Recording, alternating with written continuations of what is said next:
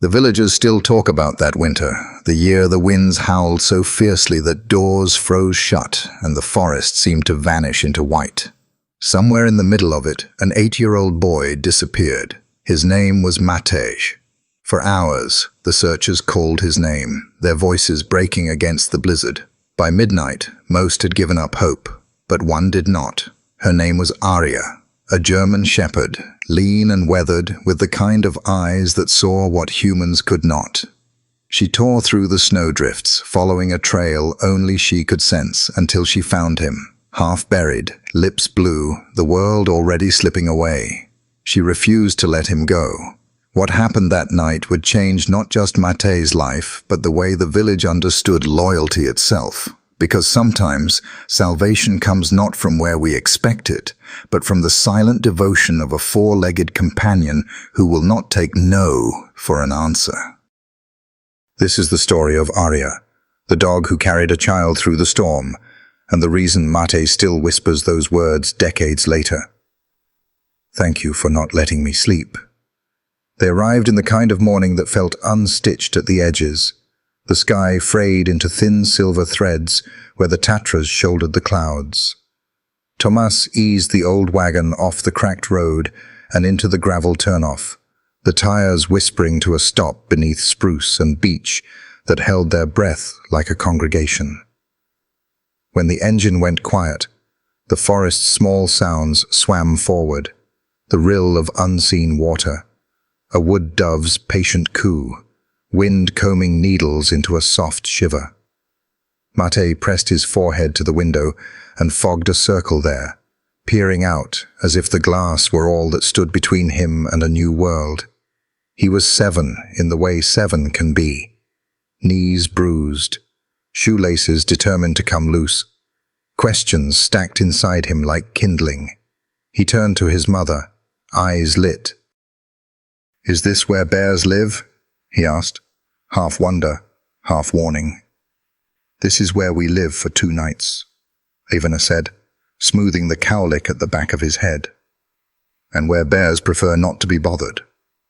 Eliska rolled her eyes, though there was a smile behind it, the kind only an older sister could manage, part indulgence, part reminder that she'd learned to master worry, and now wore it like a scarf. She slung her backpack on and stepped out first, boots finding the earth with a solidity that said she had been practicing being older, braver, steadier. Thomas unfolded himself from the driver's seat and stood for a moment, a hand on the roof, taking in the place, as if measuring it against some memory he'd once kept of his own boyhood. The smell of wet bark and crushed fern came up to them, small and clean. He exhaled. "All right," he said, his voice easy. "Let's build a little home." They set to work with a choreography they hadn't practiced, but somehow knew. Thomas shook the tent free and its fabric billowed like a caught sail before settling into place. Eliska fed poles through sleeves with the efficient tug of someone who liked things snug and right. Ivana opened the cooler and inventoried what she'd packed. Bread, cheese, apples, a jar of raspberry jam that had traveled in a tea towel and carried her mother's kitchen with it, as if old comfort could be uncapped beside the fire later. Matej was assigned the job of stick gatherer, which he took with the seriousness of a soldier given a banner. He wandered a short circle around the campsite, testing each twig in his hands before laying it across the fire ring's stones. When one snapped with a satisfying crack, he glanced up to see if anyone had witnessed the accomplishment. Thomas raised his brows and gave a small, approving nod. That was all it took to turn the small boy's chest a little broader. When the tent stood, Thomas tapped the stakes with a flat stone, each strike a quiet promise against wind. Ivana shook out the sleeping bags and let them breathe in the damp air. She tucked a scarf around Matej's neck, though he protested. "Just in case," she said. Mothers always packed for weather that might never come. The forest, for its part, accepted them with the politeness of an old neighbor. A squirrel flicked its tail on a low branch, annoyed or curious. It was hard to tell. The light came through in soft lozenges, shifting as clouds drifted. Somewhere, far off, a woodpecker began its measured knocking, a sound like a patient hand at a door. Mate turned his head toward it instinctively, the way a child turns toward a story being told in another room. They ate lunch on the ground with knees for tables. Eliska squeezed jam onto the bread with far more artistry than was necessary. A smear landed on Mate's chin and he licked it off, grinning at the sky as if it had contributed to the sweetness. Thomas poured coffee from a thermos and watched steam hitch itself to the air. "It's good here," he said. He meant more than the coffee. "It's quiet," Ivana answered, and the words settled on them with a kindliness that made their shoulders drop a little. She could see the trip, like a brief bridge ahead of them, a span of days between homework and emails, between the algebra of their ordinary lives and this simpler arithmetic of weather and wood and fire. After they ate, Thomas cut a shallow path down to a runnel of water that braided through stones slick with moss. He showed Mate how to cup his hands and listened to the way water carried itself around obstacles without complaint. "It finds a way," he said. He might as well have been speaking to the future, to some moment waiting for them with its own hard edges. Eliska collected cones and arranged them on a flat rock by size, an order that pleased her. "These are little soldiers," she told her brother, "guarding our camp." She placed the smallest one at the front. "That one is you." "Do soldiers get jam?" Mate asked. "They get whatever their quartermaster gives them," she said primly, and then broke into a smile, because keeping up the act was impossible around his open face. Afternoon wore on. The trees breathed shadow into the seams of the forest. A breeze slipped colder, and Ivana zipped the neck of her jacket. She watched Mate drift to the perimeter of camp, drawn by the woodpecker's knock, which had resumed like an invitation or a challenge. He took 3 steps beyond where she would have asked him to stop. Then 2 more. She called his name once, not sharply. He looked back, lifted his palm in acknowledgement, and returned without complaint. When he reached her, she touched his cheek, a momentary anchor. They built the fire as the day turned the color of tarnished coins. Thomas knelt and arranged the sticks Mate had gathered. He struck a match and held it cupped, the way men hold small, important things. Tenderness hidden inside utility. Flame caught, then hesitated, then woke. It licked the kindling and the smallest crackles came, miniature applause. Heat breathed onto their hands. Soon, the pot sat on a grill with a lazy bubble of soup, and the smells rose. Onion and pepper, something brightening the air, just enough to feel like luck. They ate with spoons that clinked the pot's rim. Thomas told the story of his first camp as a boy, how he'd been certain a lynx circled the tent all night, only to discover in the morning that it had been a hedgehog fussing in the leaves. Eliska pretended not to be impressed, then asked questions that betrayed her interest anyway. How big do lynx get? Do their eyes shine in the dark? Would a hedgehog be brave enough to challenge a lynx? Mate listened with his mouth open, soup cooling on his spoon. In his mind, the hedgehog won. Later, Ivana washed the bowls at the stream.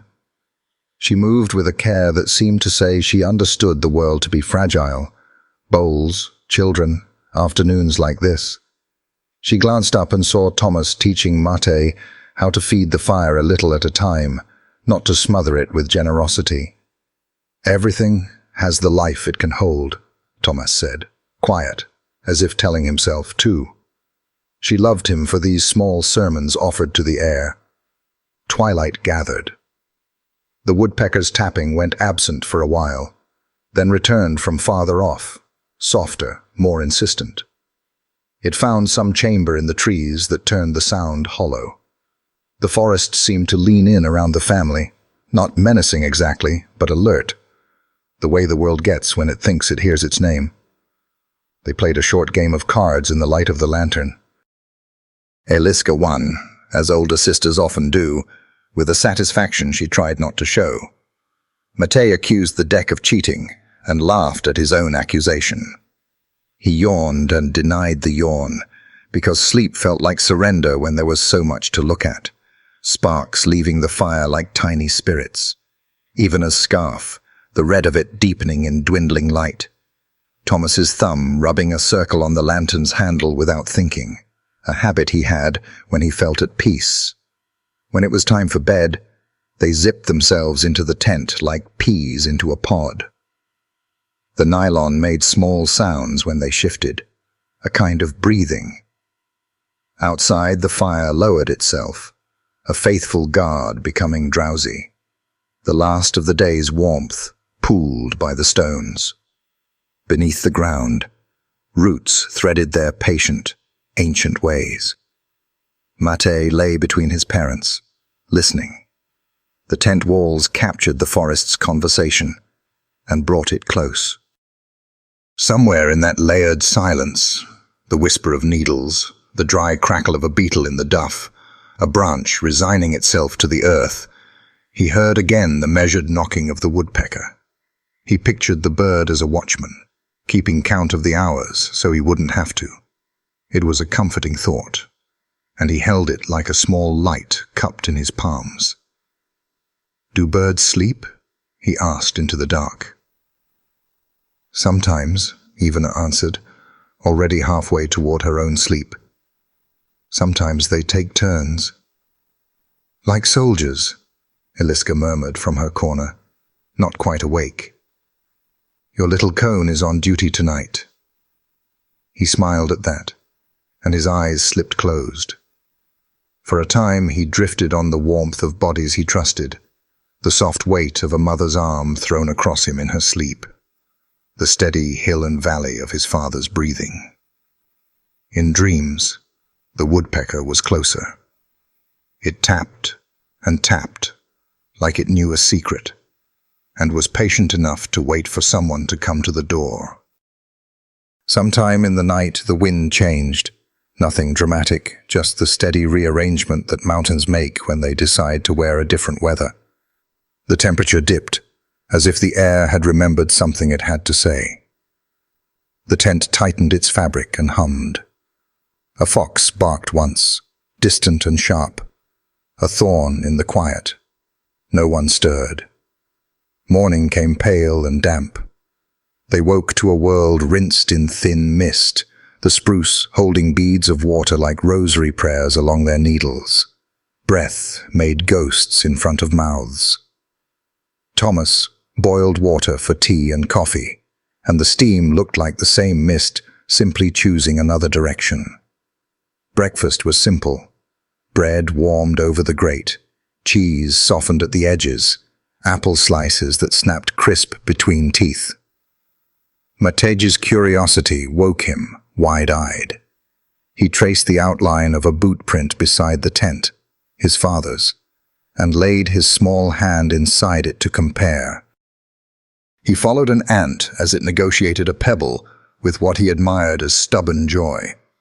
And when the woodpecker began again, a brisk, bright knocking not far off, he turned as if someone had spoken his name. "Stay close," Ivana said, tying his scarf. The knot she made was competent and kind. "I'm close," he promised, though his eyes had already found the tree line where sound became an invitation. Thomas checked the map and pointed toward a loop trail he meant to take them on after they tidied camp. "We'll go together," he said, lifting his gaze toward the path that slipped into trees and vanished. "It's easy to start something, harder to finish it." Matej nodded solemnly, the way children do when they want to show they can carry adult-size words. He backed toward the edge of camp one step, then two, drawn by that steady, hollow tat-tat-tat stitched into the morning. A rhythm that felt like the forest had a heart, and it was beating just for him. The mist thinned, and the shadows between trunks turned the color of pewter. Somewhere, not so far away, the woodpecker kept time. And beyond it, quieter still, something else listened. The world held its breath. The afternoon wore on, as if it had nowhere else to be. The mist that had wrapped the trees in the morning had lifted, leaving a clearer view of trunks, running like columns into the canopy above. The forest felt larger in its clarity, not less mysterious, but more revealed, like a face when it finally turns to show its scars. Mate sat on a fallen log, gnawing on the crust of bread his mother had handed him. His legs swung back and forth, too short to find the ground. He was restless, as children often are, after being made to sit too long. The restlessness not unkind, but insistent, like the hum of a bee that will not leave a flower until it has been satisfied. He tossed the last bite to the earth, and the forest claimed it instantly. Somewhere a jay scolded him for being careless with food. Then it came again, the woodpecker's steady knock, this time closer, sharper, insistent, as if the forest itself had a heartbeat. Mate's head turned, eyes brightening, and before anyone could tell him not to, he slid off the log and padded toward the sound. His small boots pressed moss into darker greens, the ground soft beneath his steps. "Eliska, keep an eye on your brother," Ivana called absently from the tent, where she was folding blankets against the chill to come. "I am," Eliska answered, her tone both dutiful and dismissive. She had been sketching cones in her notebook, the page filled with tidy rows. She glanced up, saw Mate's back disappearing between the trees, and returned to her pencil, trusting him to linger nearby. But the woodpecker pulled him deeper. Each time he thought he was close, the sound shifted, as though the bird moved a little further, teasing, coaxing. He craned his neck, eyes searching the bark of tall firs for the flicker of wings or the flash of red crest. All he saw were shadows, moving gently with the wind. The light was changing. Day had begun its slow bend toward evening. The sun caught in the branches so that beams of pale gold fell slanted, slicing through the undergrowth in thin columns. Dust motes turned in those beams, dancing as if they had their own secret business. To a boy's mind, it felt like magic, like walking through a place where time itself was alive. Mate crouched near a patch of ferns, listening. The knocking stopped. In its absence, other sounds emerged. The whisper of leaves against each other, the distant ripple of water, and then a silence that pressed against him, thick and waiting. His breath quickened. He gripped the strap of his little backpack as if it might anchor him. Behind him, Eliska looked up again, ready to tease him about wandering too far. But her brother was gone from sight. She frowned, set her pencil down and stood. "Mate?" she called, not loud, not worried yet. There was no answer. She stepped toward the edge of camp, peering between the trees. The forest was full of lines, trunks, branches, shadows, and each line seemed ready to hide something. She took another step, her boots crunching twigs. Still nothing. Her voice rose, sharper this time. "Mate!" The boy, meanwhile, had found himself in a small clearing no bigger than a living room. The ground was soft with pine needles, and the air smelled of resin and earth. He turned in a slow circle. The woodpecker had vanished. He could not tell which direction he had come from. The trees all looked the same, straight, tall, unspeaking. Fear had not yet taken him fully, but it touched his shoulder lightly. He swallowed and told himself he was close to camp. He would just find the sound of his father's voice, or the crackle of the fire, and it would lead him back. But when he turned his head, all he heard was the slow, steady rustling of leaves in the breeze. "Eliska?" he called, his voice small in the immensity. A crow flapped from a branch above and answered with a harsh caw.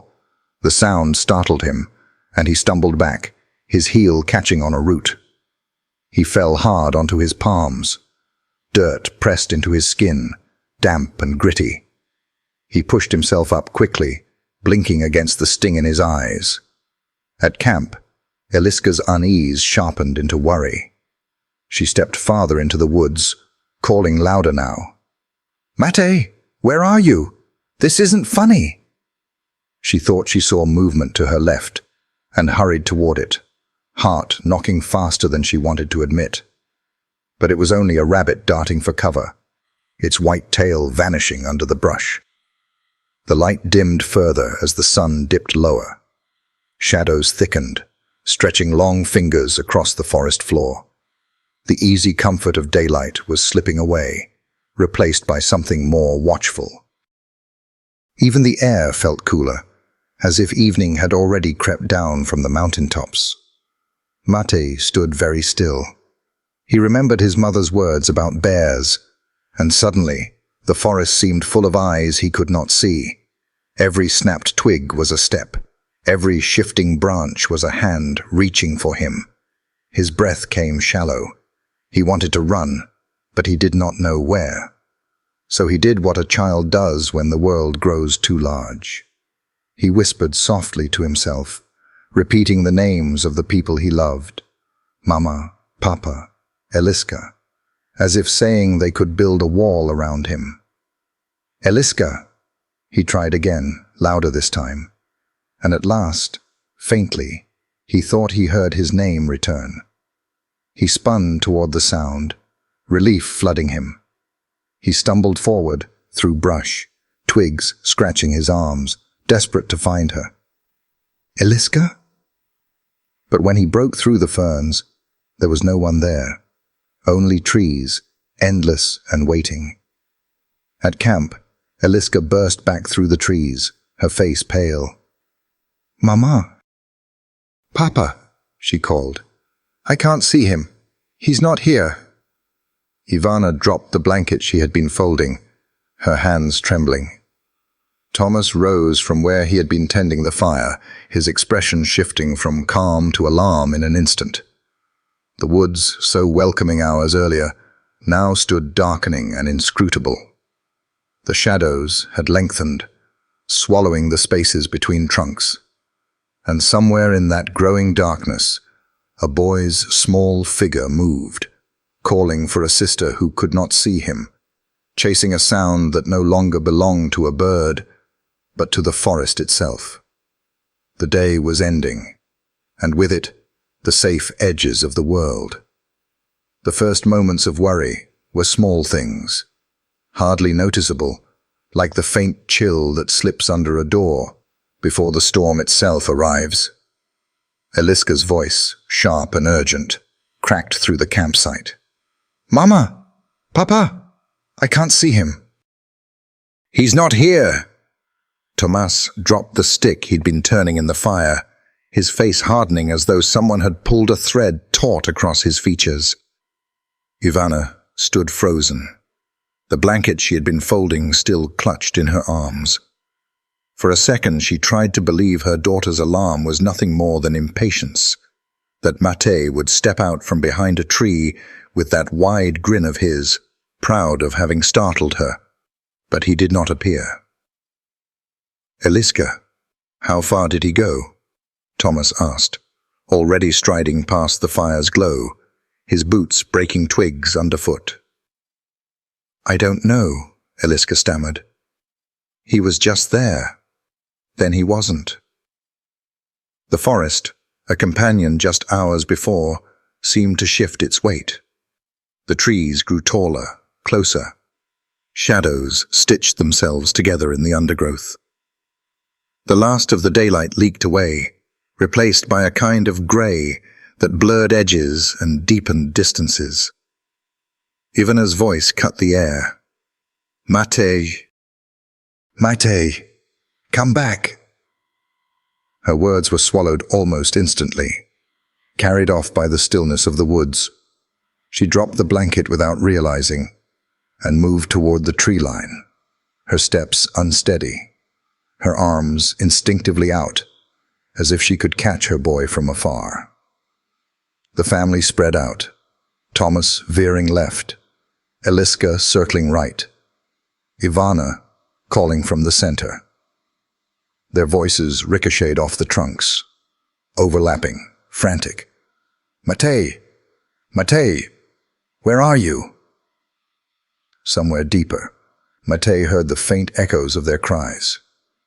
He turned toward them, heart racing, but the sound shifted, hollow, indistinct, as if the forest were playing tricks with direction. He stumbled through brush, his small boots catching on roots, chasing the call that always seemed just beyond reach. Back at the campsite, the fire crackled on without an audience, the pot of soup hissing where bubbles broke the surface. Sparks drifted upward, like fireflies. The campsite, once warm with laughter, now looked abandoned, lanterns swaying slightly in the breeze, cards scattered near the log. The forest pressed in, and the emptiness at its heart was the absence of a child.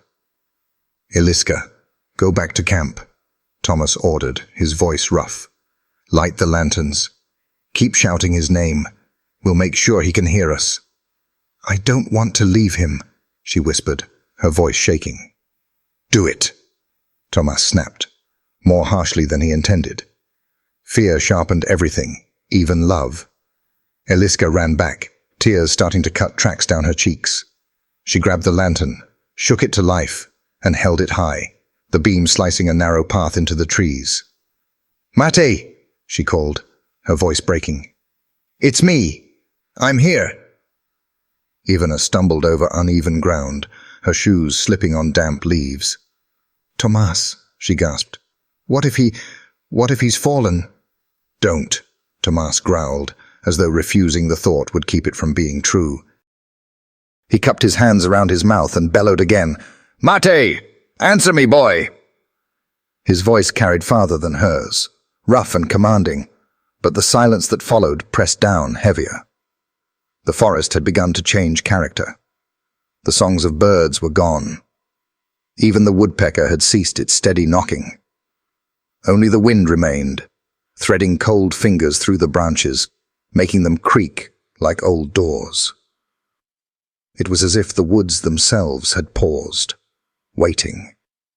Ivana felt the dark tightening around her, pressing on her chest.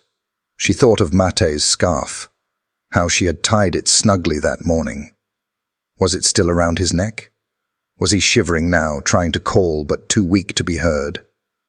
She bit her knuckles to stifle a sob, then cried out again, raw and loud. "Matej! Come to Mama!" Somewhere far off, a fox barked, sharp and high. The sound pierced her heart, and she broke into a run, as though the small cry could have been her son. Thomas caught her arm, holding her back. "Wait. Don't scatter. We'll lose each other too." The truth was already gnawing at him. Night was coming fast, and night in the Tatras was not merciful. The cold alone could kill. He saw it in the dim light, the way fog gathered low, the way the air cooled with each passing minute. He had grown up in forests like these. He knew their kindness, but he also knew their cruelty.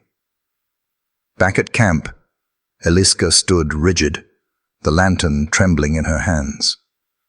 She was whispering her brother's name between sobs, softer now, as if afraid the dark itself might answer. She had never felt so small, not even when she was little. It was not the size of the trees that made her feel that way, but the enormity of the silence between them. Thomas and Ivana returned to the campfire circle, their faces pale, eyes darting into every shadow. The fire had burned lower, offering little warmth. Thomas crouched and threw more wood on it, his hands moving fast, almost angry. He wanted flame, he wanted light, anything to push back the blackness. "We'll keep the fire high," he said, not looking at either of them. He knows to come back to the fire. But Ivana was trembling, her arms wrapped tight around herself. "He's 7, Thomas. He's a baby. What if he's hurt? What if he can't move?" Her words cracked open, spilling tears down her cheeks. Thomas reached for her hand, but she pulled away and cupped her mouth with both hands, crying into them, her shoulders shaking. Then she tilted her head back and screamed, the sound tearing through the night, raw with a mother's fear. "Mate!" The name rang through the trees, carried far, but no answer came. Only the echo of her voice, faint, breaking apart, until even that was gone, swallowed whole by the forest. The fire sputtered, the lanterns shook, and the night, vast and unyielding, settled over them all. The night had been long, stretched thin by worry, and the echo of unanswered calls. By the time the first light crept into the valley, the Winters family looked hollow-eyed and spent. Ivana hadn't closed her eyes once. She sat near the fire, her face pale, lips chapped from crying Mate's name into the night, until her voice broke to a whisper. Thomas paced in small, sharp circles, as though motion itself could hold back despair. Eliska clutched her knees, silent, her young face aged by fear. Morning in the Tatras should have been beautiful. The peaks wore crowns of pale light, the mist lifting in bands from the trees. But beauty meant nothing now. The forest had swallowed a child, and every shadow was an enemy. By dawn, help began to arrive. Headlights flickered through the trees as four-wheeled trucks rumbled onto the gravel road. Local rangers stepped out, pulling caps low, adjusting straps of their radios. Volunteers followed on foot. Men and women from nearby villages, faces lined with fatigue but eyes fierce with determination. Some carried thermoses of coffee, others ropes, lanterns, and maps folded too many times.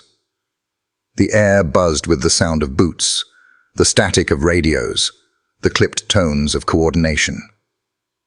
Thomas rushed forward. "Please, he's only 7. He's been gone since yesterday evening. We searched everywhere we could." His voice cracked, the words rushing over each other.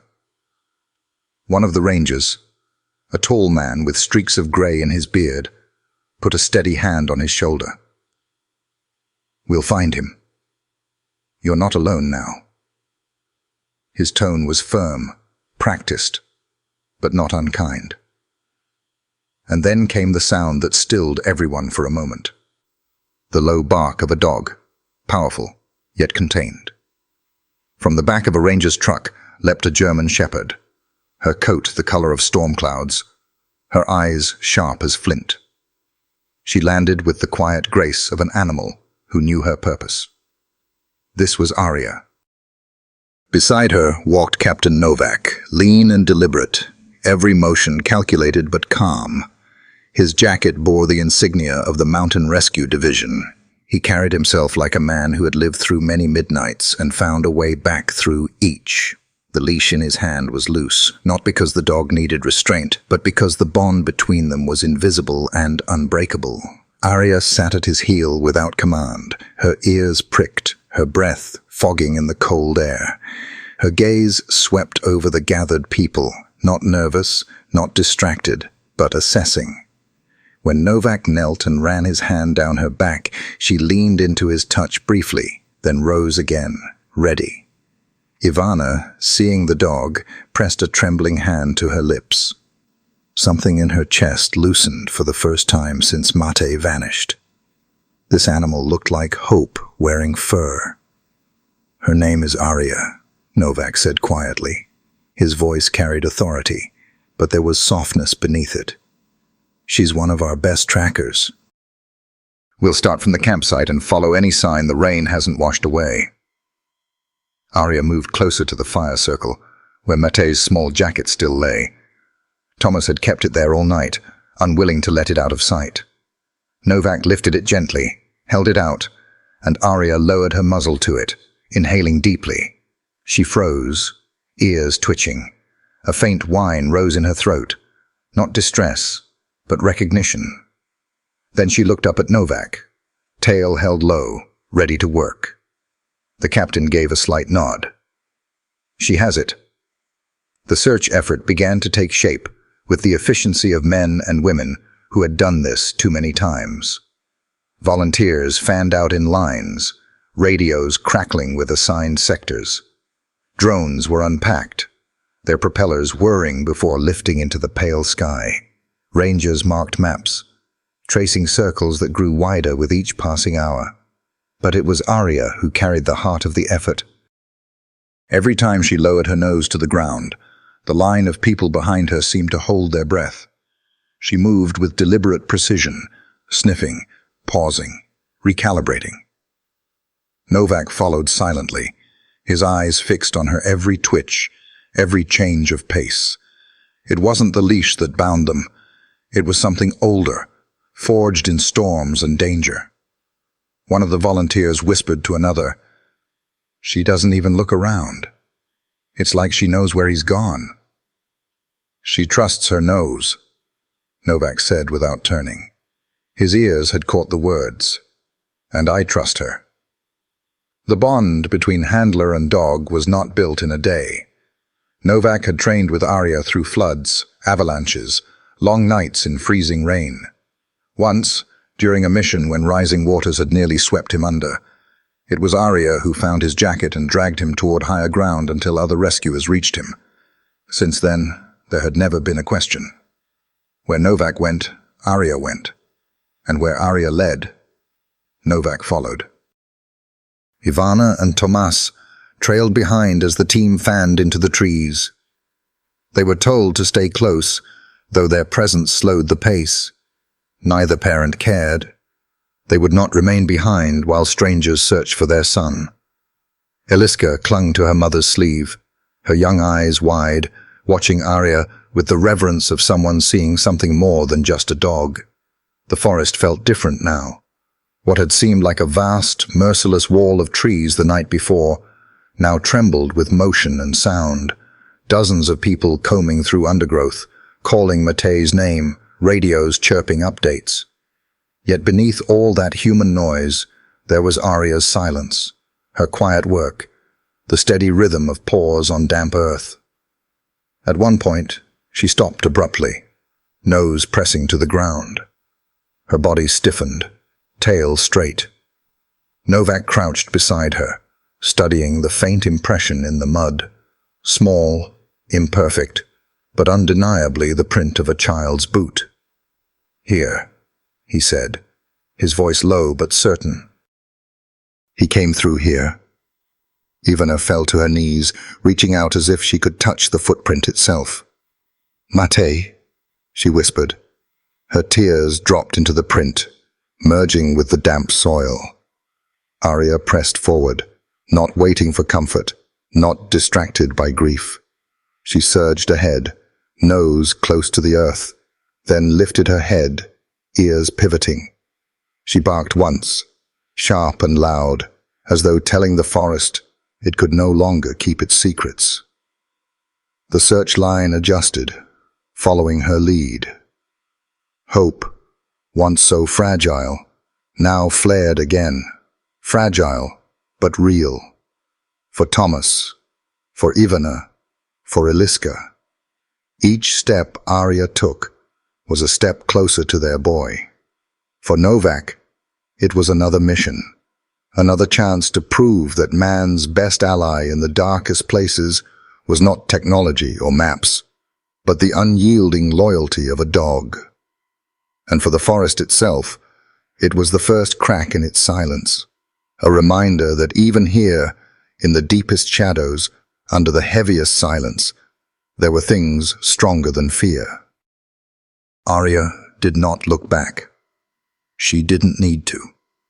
She already carried the weight of a family's hope in her stride. The forest did not welcome them. It received the searchers the way a cathedral receives grief, with silence, with shadows, with a gravity that made every step feel heavier than the one before. As morning rose into afternoon, the search widened. Rangers moved in disciplined lines, boots pressing damp moss, eyes scanning every hollow and brush pile. Volunteers trudged beside them, their jackets bright with safety vests, but dimmed by fatigue. Above, the hum of drones circled, their cameras scanning from the sky. Tiny mechanical eyes that could see more than men, but still not enough. Arya led the way, Novak close behind, his hand loose on the leash, though he rarely needed it. She followed the scent Mate had left behind, sometimes surging forward, sometimes halting to breathe deeply, recalibrating. Every time her nose pressed to the earth, hope seemed to dip low. Every time her ears perked, hope flared again. The family remained near the command post set at the trailhead, a makeshift camp of folding tables, radios, and maps weighted with stones. Ivana and Thomas hovered there like restless shadows, refusing food, refusing rest. Eliska sat wrapped in her mother's coat, eyes darting toward the tree line whenever a voice shouted or a whistle blew. Each sound carried the chance that it might be news, that it might be Mate. By mid-morning, the first sign came. A ranger raised his hand and called out, his voice clipped but urgent. The others rushed to him. On the ground, half hidden in mud, lay a small blue cap. Its brim was bent, its fabric damp, but it was familiar. Ivana recognized it instantly. She broke from the circle of people holding her back and fell to her knees, snatching it into her hands. She pressed it to her chest, sobbing so hard her body shook. It's his. It's Mate's. Thomas crouched beside her, his face set like stone, but his hands trembled as he touched the muddy fabric. A father's hope rose like a flame, but with it came the darker thought. If the cap was here, where was the boy? Novak approached quietly, kneeling near them. His eyes did not linger on their grief. Instead, he lowered the cap toward Arya. The German shepherd sniffed it, ears twitching, tail stiff. She whined low, then surged forward, pulling Novak toward a narrow path where undergrowth pressed close. She has him, Novak said simply, and the team followed. The trail was faint, broken by rain. Mud had smeared over footprints, but here and there the earth had held something, an impression half-formed, the outline of a child's boot sole. Novak knelt and traced it with his gloved hand. He passed here, he said, not long before the storm. The rangers marked the place with tape. Cameras clicked. But for Ivana, it wasn't evidence. It was proof her son had still been alive, moving, fighting to stay ahead of the night. The search pressed on. Hours folded into one another. Volunteers returned with reports of overturned rocks, broken branches, a strip of cloth caught on a thorn. Each find was collected, analyzed, debated. Each one pulled the family higher on the rope of hope, only to drop them lower again with uncertainty. By evening, lanterns and flashlights cut the darkness into thin slices of visibility. The air grew colder, biting at exposed skin. Breath fogged with every shout of "Mate!" Voices echoed, sometimes returning in strange ways that made people turn in circles, disoriented. Novak never raised his voice. He let the others call, while he kept his eyes on Arya. The dog worked tirelessly, muscles rippling beneath her coat, paws silent on the leaf-strewn ground. Once she stopped at a hollow log, her nose plunging inside, barking deep and loud. The rescuers dropped to their knees, hearts hammering. But it was empty. Only damp moss and the pale bones of a squirrel. Still, the sound of Arya's bark had stirred something. Even in disappointment, it reminded them all that they were not wandering aimlessly. They had a compass that breathed, that felt, that refused to surrender. At midnight, the command post was lit like an island in the sea of black. Fires burned in barrels, steaming mugs were passed from hand to hand, fatigue dragged at every shoulder. Volunteers slumped against trees, their faces drawn with exhaustion. But the search did not stop. It could not. The cold was too sharp, the boy too small. To stop would mean surrender, and no one was ready to bear that weight. Ivana's voice grew hoarse from pleading. She sat near the fire, her eyes fixed on the path Arya had taken hours earlier. Every time a radio crackled, she flinched. Every time boots crunched into the clearing, she rose, hope like a fragile glass bird perched in her chest, waiting to shatter. Thomas had become a quiet sentinel. He spoke little, but his presence was heavy, his gaze unblinking. Once, he bent to pick up Eliska, who had fallen asleep sitting upright. He carried her into the tent, tucked her into the sleeping bag they had all shared just nights before, then returned to his place by the fire. He could not bring himself to lie down. Arya worked through it all. She did not tire as the humans did. When she paused, it was only for a drink of water poured into a tin bowl, her tongue lapping quickly before she surged forward again.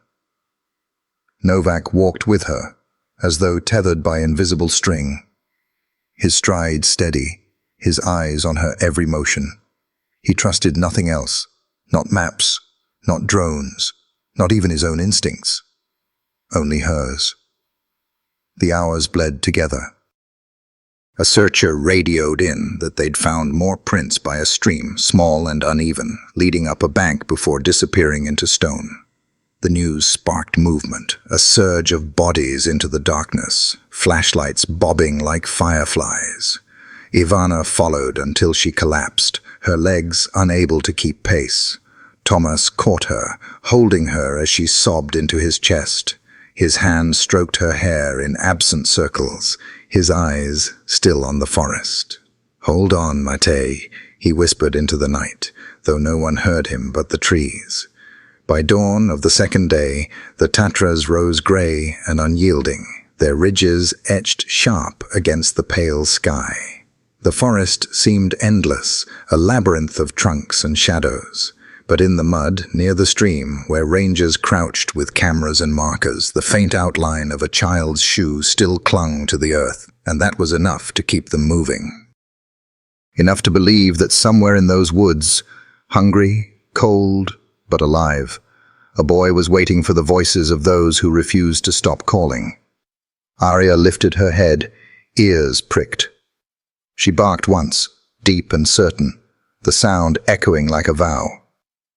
Novak laid his hand on her neck, nodded once, and together they pushed forward, carrying with them the fragile but unbroken thread of hope. The second morning broke with a sky the color of wet stone, heavy clouds pressing low over the Tatras. A fine drizzle had started before dawn, thin needles of rain that seeped into clothing and chilled the skin. By mid-morning, The dirt road leading into the search area buzzed with a different kind of presence. One not of rescuers, but of reporters. White vans rolled up, their sides plastered with station logos. Antennas rose like metal weeds into the gray air. Camera operators hurriedly unpacked tripods, hoisting bulky lenses toward the tree line. Journalists, bundled in bright rain jackets, rehearsed lines into microphones, their voices sharp against the hushed exhaustion of the rescue camp. The command post, once a quiet circle of rangers, maps, and radios, now bristled with microphones, flashing lights, and questions shouted too quickly. How long can a child survive in these conditions? Do you fear the worst? Is the K9 team your only real hope? Novak kept his head low, his hand resting on Aria's harness as she sat at his side, unbothered by the chaos. She was bred for noise, trained for distraction, but her handler's jaw tightened at every question. He knew what the reporters wanted. Not truth, but headlines. Thomas and Ivana, however, could not avoid them. The media turned their cameras toward the parents as though grief itself were something to broadcast. A cluster of microphones was shoved near Thomas's face. What would you say to your son right now, if he can hear you? For a long moment, Tomas could not answer. His throat worked, but no words came. The drizzle streaked his face, mingling with sweat and something else. He finally rasped, "Stay strong, Mate. We're here. We will never stop calling for you." His words trembled at the edges, raw as bark stripped from a tree. Ivana was next. She clutched the cap found in the mud against her chest, her knuckles white, and looked into the camera with eyes swollen from sleepless nights. "Please," she begged, not to the reporters, but to the forest, to fate, to anyone listening. "Please bring my boy back." The tears came freely, her sobs shaking the microphones themselves. The image burned into the nation before anyone at camp realized it. A mother breaking in front of the world. By noon, the story had spread across Slovakia and beyond. Television anchors spoke in somber tones. Newspapers printed photographs of Mate's smiling school portrait, gap-toothed, hair sticking up at the crown, beside images of rangers moving through misty woods. The caption read, "Lost in the Tatras." Messages flooded the ranger station's phones. Strangers offered prayers, tips, even superstitions. Some volunteered to join the search. Others demanded answers, blaming the parents for bringing their child into the mountains. Pressure mounted with every broadcast. What had begun as a local emergency was now a national vigil. The weather only worsened. By afternoon, rain turned steady, the ground slick, the air colder. Searchers returned with mud caked on their boots, their radios hissing from the damp. Drones faltered in the heavy mist, their cameras fogging. Volunteers huddled by fires, sipping bitter coffee to stay awake, their eyes rimmed red. Still, the cameras did not leave. They recorded every stretcher carried back empty, every volunteer wiping rain from their face, every child-sized footprint examined in the mud. Hope and despair became public property, dissected in evening broadcasts. Eliska watched from the edge of the tent, her arms wrapped around herself. She was too young to understand the hunger in those cameras, but old enough to feel its sting. She turned her face away whenever the lenses found her. She wanted to cry, but the tears felt trapped, frozen inside her chest. She whispered into the folds of her coat, "Come back, Mate. Please." Novak noticed her and crouched nearby. He did not speak. Words would only deepen the ache, but he let Aria lean close. The German shepherd nosed at Eliska's hand, warm breath against cold skin. Slowly, the girl's fingers curled into the dog's fur, and for the first time that day, her shoulders loosened slightly. As evening fell, a national broadcast aired live from the camp. Floodlights illuminated the command post, turning rain into slanting silver lines on the screen. Thomas and Ivana were brought forward again. This time it was not just a plea. It was a performance demanded by circumstance, staged by the weight of expectation. Ivana's voice cracked as she spoke, her words simple, stripped of all but love. "Matej, my sweet boy, listen to Mama. Don't give up. We're waiting for you. Just hold on a little longer." The words went out to millions. People in living rooms across the country fell silent. Some prayed, some wept. Others simply stared at the boy's photograph on the screen, the thought of him alone in the vast, wet forest, too heavy to bear. When the broadcast ended, the lights shut off, leaving the camp darker than before, as if the forest had swallowed the glow whole. Rain pattered harder on the tents. The reporters retreated to their vans to file stories, their voices carrying across the clearing as they spoke briskly into phones. But for the family, nothing had changed. Their son was still out there. The media could tell the world, but only the searchers and the dog could bring him home.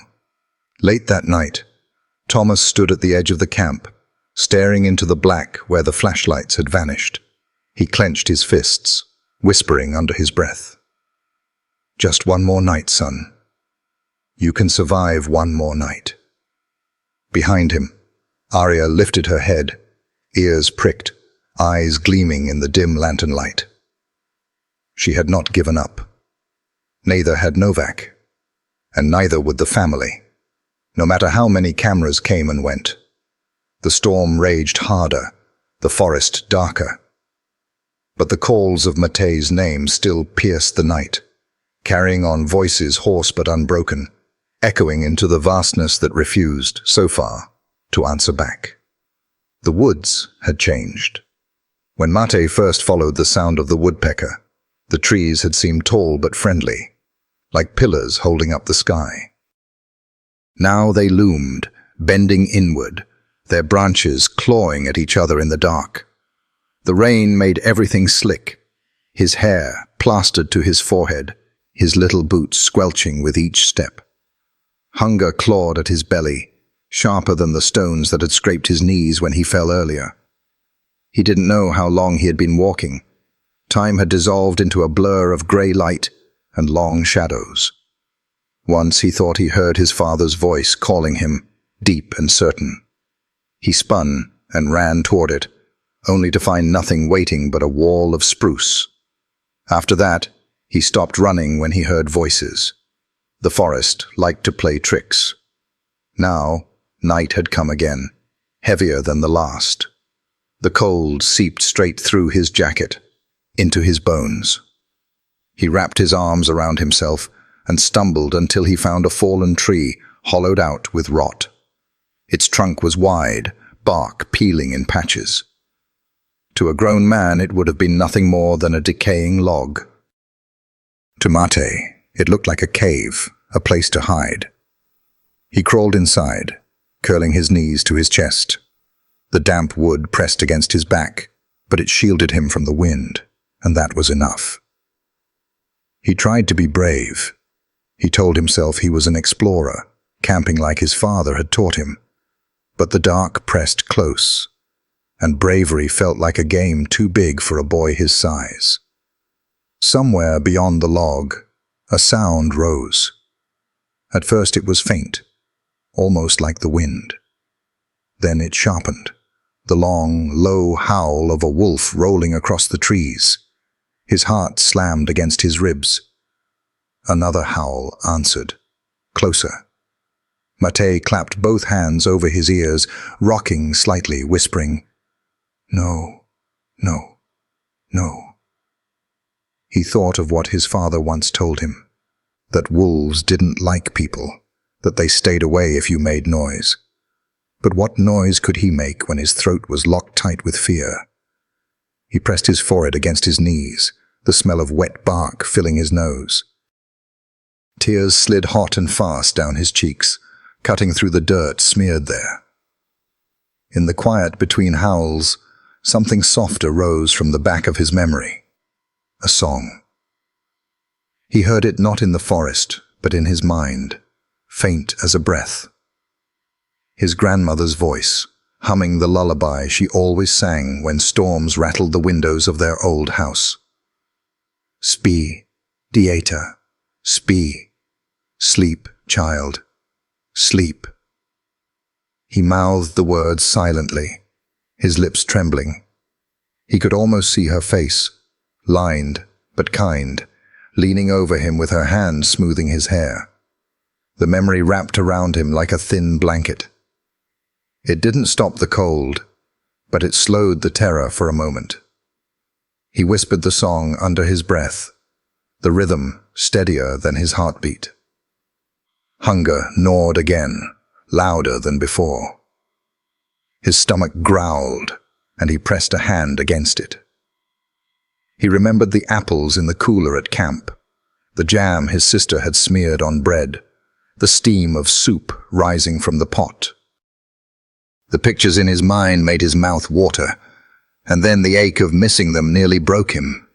He thought of Eliska, how she always pretended not to care when he followed her around, but she would let him sit close when she drew in her notebook.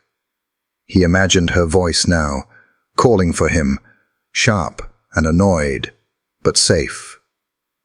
He whispered her name like a prayer. Eliska. The rain picked up, pattering against the log. Water dripped inside, soaking his sleeve. He shivered so hard, his teeth clattered. He rubbed his arms, but the shaking wouldn't stop. Somewhere, the wolves howled again, farther this time, but the sound still made his chest tighten. He pulled his scarf up over his chin, wishing it were his mother's arms instead of fabric. He dozed fitfully, slipping in and out of half-dreams. In one, he was back at the campfire, the flames warm on his face, his father's hand steady on his shoulder. In another, he was walking through the forest, not alone, but beside a dog. He didn't know whose dog, but it was big and strong, its fur warm against his side. He didn't feel scared in that dream. The dog walked close and seemed to speak, not in words but in a voice he understood. Stay awake. Don't let the dark take you. He jerked awake, his heart pounding, unsure if the dream had been real or not. The forest outside was silent now. No wolves, no birds, only the steady drip of water and the whisper of wind through the needles. He curled deeper into the hollow log, repeating the words from the dream like they were a spell. Stay awake. Stay awake. His eyelids burned with tiredness. His body begged for rest, but he fought it. He remembered the stories his grandmother told, that sleep in the cold could be dangerous, that sometimes people didn't wake again. He wasn't sure if that was true for children, but he decided it was safer to believe it. So he whispered the lullaby again, not to put himself to sleep, but to keep his mind anchored. He tapped his fingers against his knees to keep rhythm, imagining the woodpecker's knock in the daylight, steady and reassuring. The song, the tapping, the dream dog's warning, all of it wove together into a fragile thread that held him in place. Tears came again, sudden and hot. He didn't want to be brave anymore. He wanted his mother's voice, his father's laugh, his sister's teasing. He wanted the fire, the soup, the smell of bread. He wanted home. His sobs echoed in the hollow, small and sharp, but no one answered.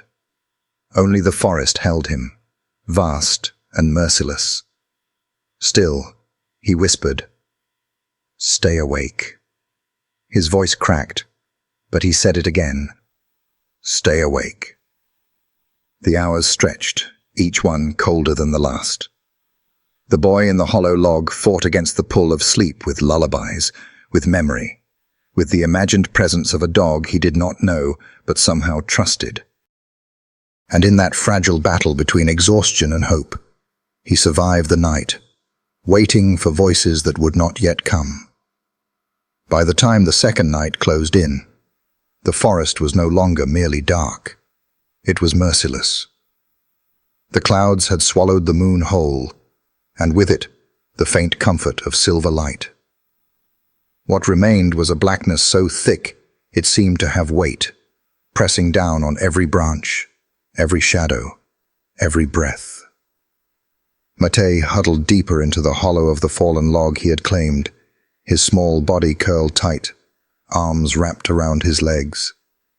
His clothes were damp, the cold burrowing into him like claws. Rain had begun at dusk, a freezing drizzle that worsened with every hour. It found every seam of his jacket, every gap in his scarf.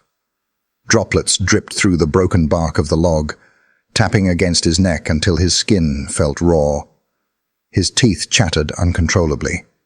The noise frightened him, too loud, too sharp, but he couldn't stop it. He pressed his fists against his mouth, trying to still the trembling. It felt as though his body no longer belonged to him, but to the forest, and the forest wanted him to surrender. He tried to think of warmth, of the fire his father built with careful hands, the flames licking high, sparks drifting like tiny stars. He imagined himself beside it, soup steaming in his bowl, his mother's shawl wrapped over his shoulders. But the memory hurt more than it helped. The hunger in his belly growled, and the warmth stayed locked in memory, not in his bones. The rain deepened, becoming sleet. It struck the leaves and the log's surface with a cruel rhythm, a drumming that drowned out even the whispers of the forest. He pressed his face against his knees, sobbing quietly, though the sound was quickly swallowed by the storm. And then, through the storm's roar, he heard it. A bark. At first, he thought it was a trick of his mind, a sound bent by the wind. But then it came again, distant yet distinct, deep, strong, not the sharp cry of a fox, not the eerie howl of a wolf, a dog. Matej lifted his head, heart hammering. The bark carried through the trees, muffled by the rain, but clear enough to reach him. Something stirred in his chest, something fragile but powerful. Hope. He crawled to the edge of the log, peering into the black. He could see nothing, only the blur of rain, the faint outlines of trees. But he whispered anyway, voice shaking. "Here. I'm here." The bark didn't answer, but in his mind, it had. He closed his eyes and imagined the dog standing just beyond the trees, strong and unafraid, waiting for him. A German shepherd, maybe, like the ones he had seen on television beside policemen, big, with eyes that understood things people sometimes couldn't. He whispered to the imagined dog, "Don't leave me." The rain pounded harder, stinging his skin. He crawled back inside the log, pulling his scarf tighter. His mind, desperate for comfort, built the dog into something more than a dream. He could almost hear it padding closer, circling his shelter, then lying down just outside to guard him. "You're not scared," Matej whispered. His voice trembled, but the words steadied him. "You'll stay." In his imagination, the dog answered, not with words, but with a certainty he could feel. "I won't leave you. Not tonight." The boy hugged himself tighter, shivering so violently it hurt. But the image of the dog stayed with him. He pictured its fur, thick and warm, its breath steaming in the cold air. He imagined laying his head against its side, feeling its steady heart beating beneath him. When the wind howled, he told himself the dog was growling back, warning the forest to keep its distance. When branches cracked in the distance, he whispered, "You heard that, right? You'll protect me." And in his mind, the dog's ears flicked, its body tense, but it stayed by him, watchful. The hours dragged like stones. Every minute of cold felt like it might break him. His eyelids sagged, heavy with exhaustion. Sleep tugged at him, promising escape. But the dream dog's voice returned, low and firm. "Stay awake." He repeated it aloud through chattering teeth. "Stay awake. Stay awake." His grandmother's lullaby came again, but this time he twisted it.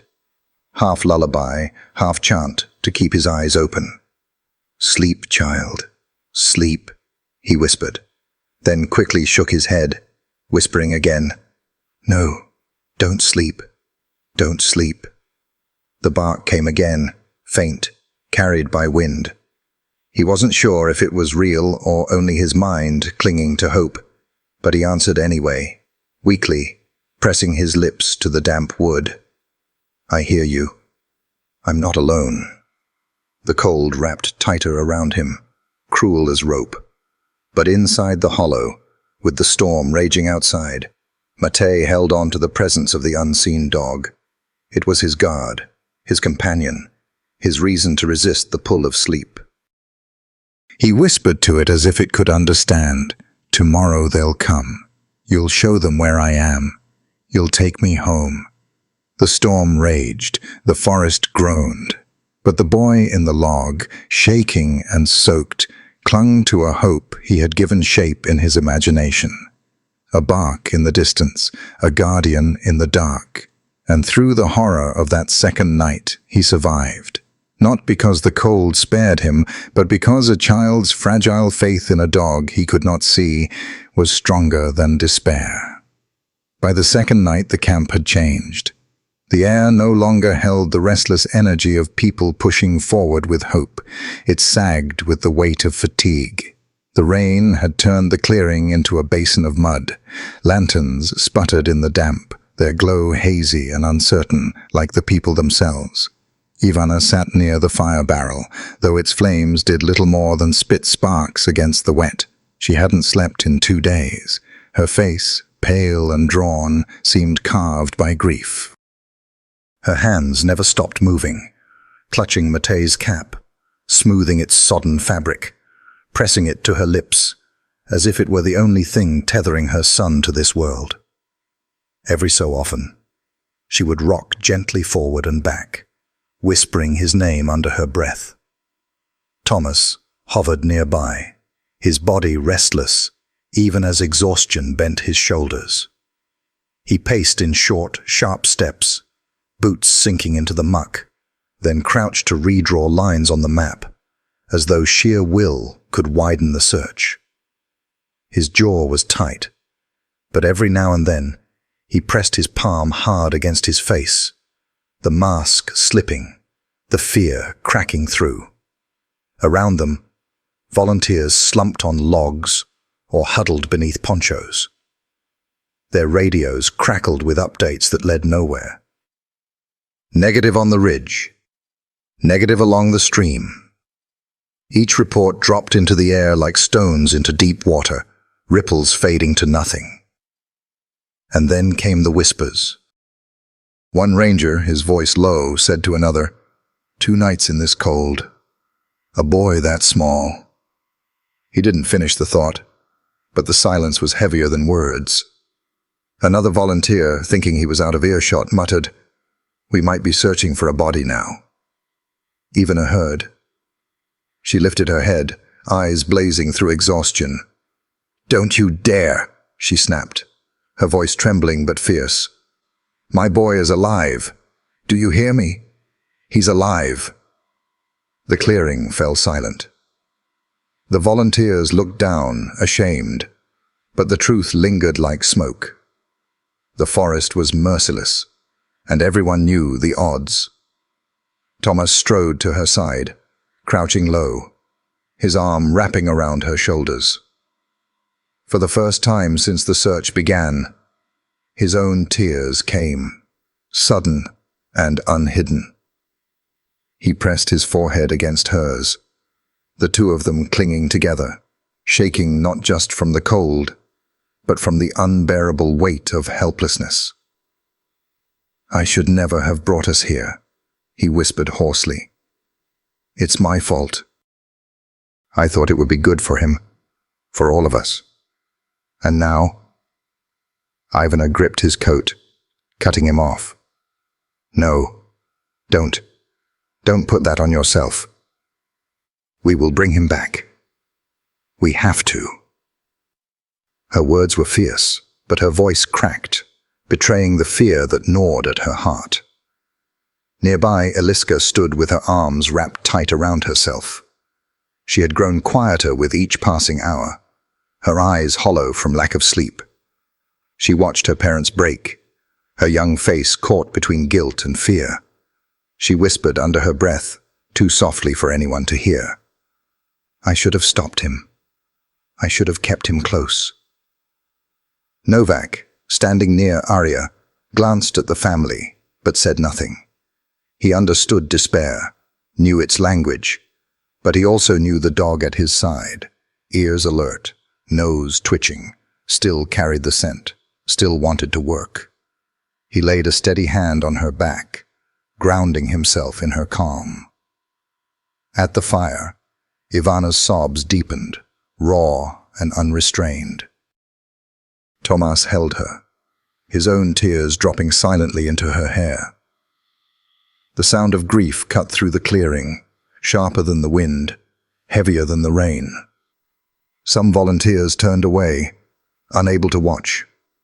Others stared into the fire, the reflection of flames flickering in their tired eyes. One muttered, "It's too much. They shouldn't have to do this in front of everyone." But grief has no walls. It spread outward, pressing on every chest, reminding each person why they were there. Not for orders, not for duty, but for a small boy lost in the dark. As the hours crawled toward dawn, the whispers grew bolder. "If he hasn't been found by morning, maybe we should scale back." The words moved like shadows, hushed but persistent. Novak finally spoke, his voice carrying through the drizzle. "No one gives up. Not while Arya still works. Not while that boy still has breath in him." His tone silenced the murmurs, at least for a while. But when the camp quieted again, the toll remained. Faces were pale, eyes rimmed red. Every man and woman there carried their own private doubt, their own calculation of hours versus survival. The forest had begun to wear them down, stripping away certainty, leaving only fatigue and fragile hope. Ivana lifted her head from Thomas's chest, her voice hoarse but steady.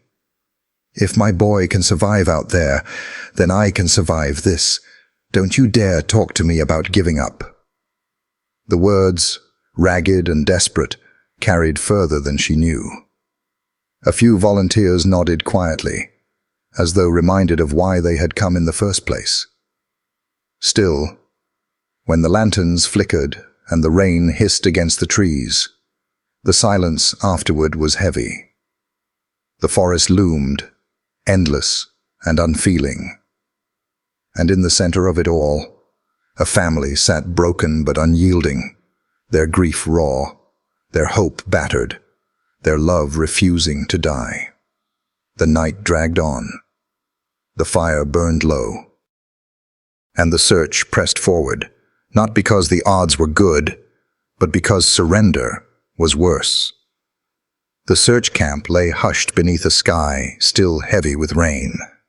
Novak stood at the forest's edge, one hand on Arya's harness, his thoughts pulled back to a night years earlier, a night she had saved his life. It was late spring, when rivers swelled with snowmelt. Torrential rains had turned the Morava into a raging serpent.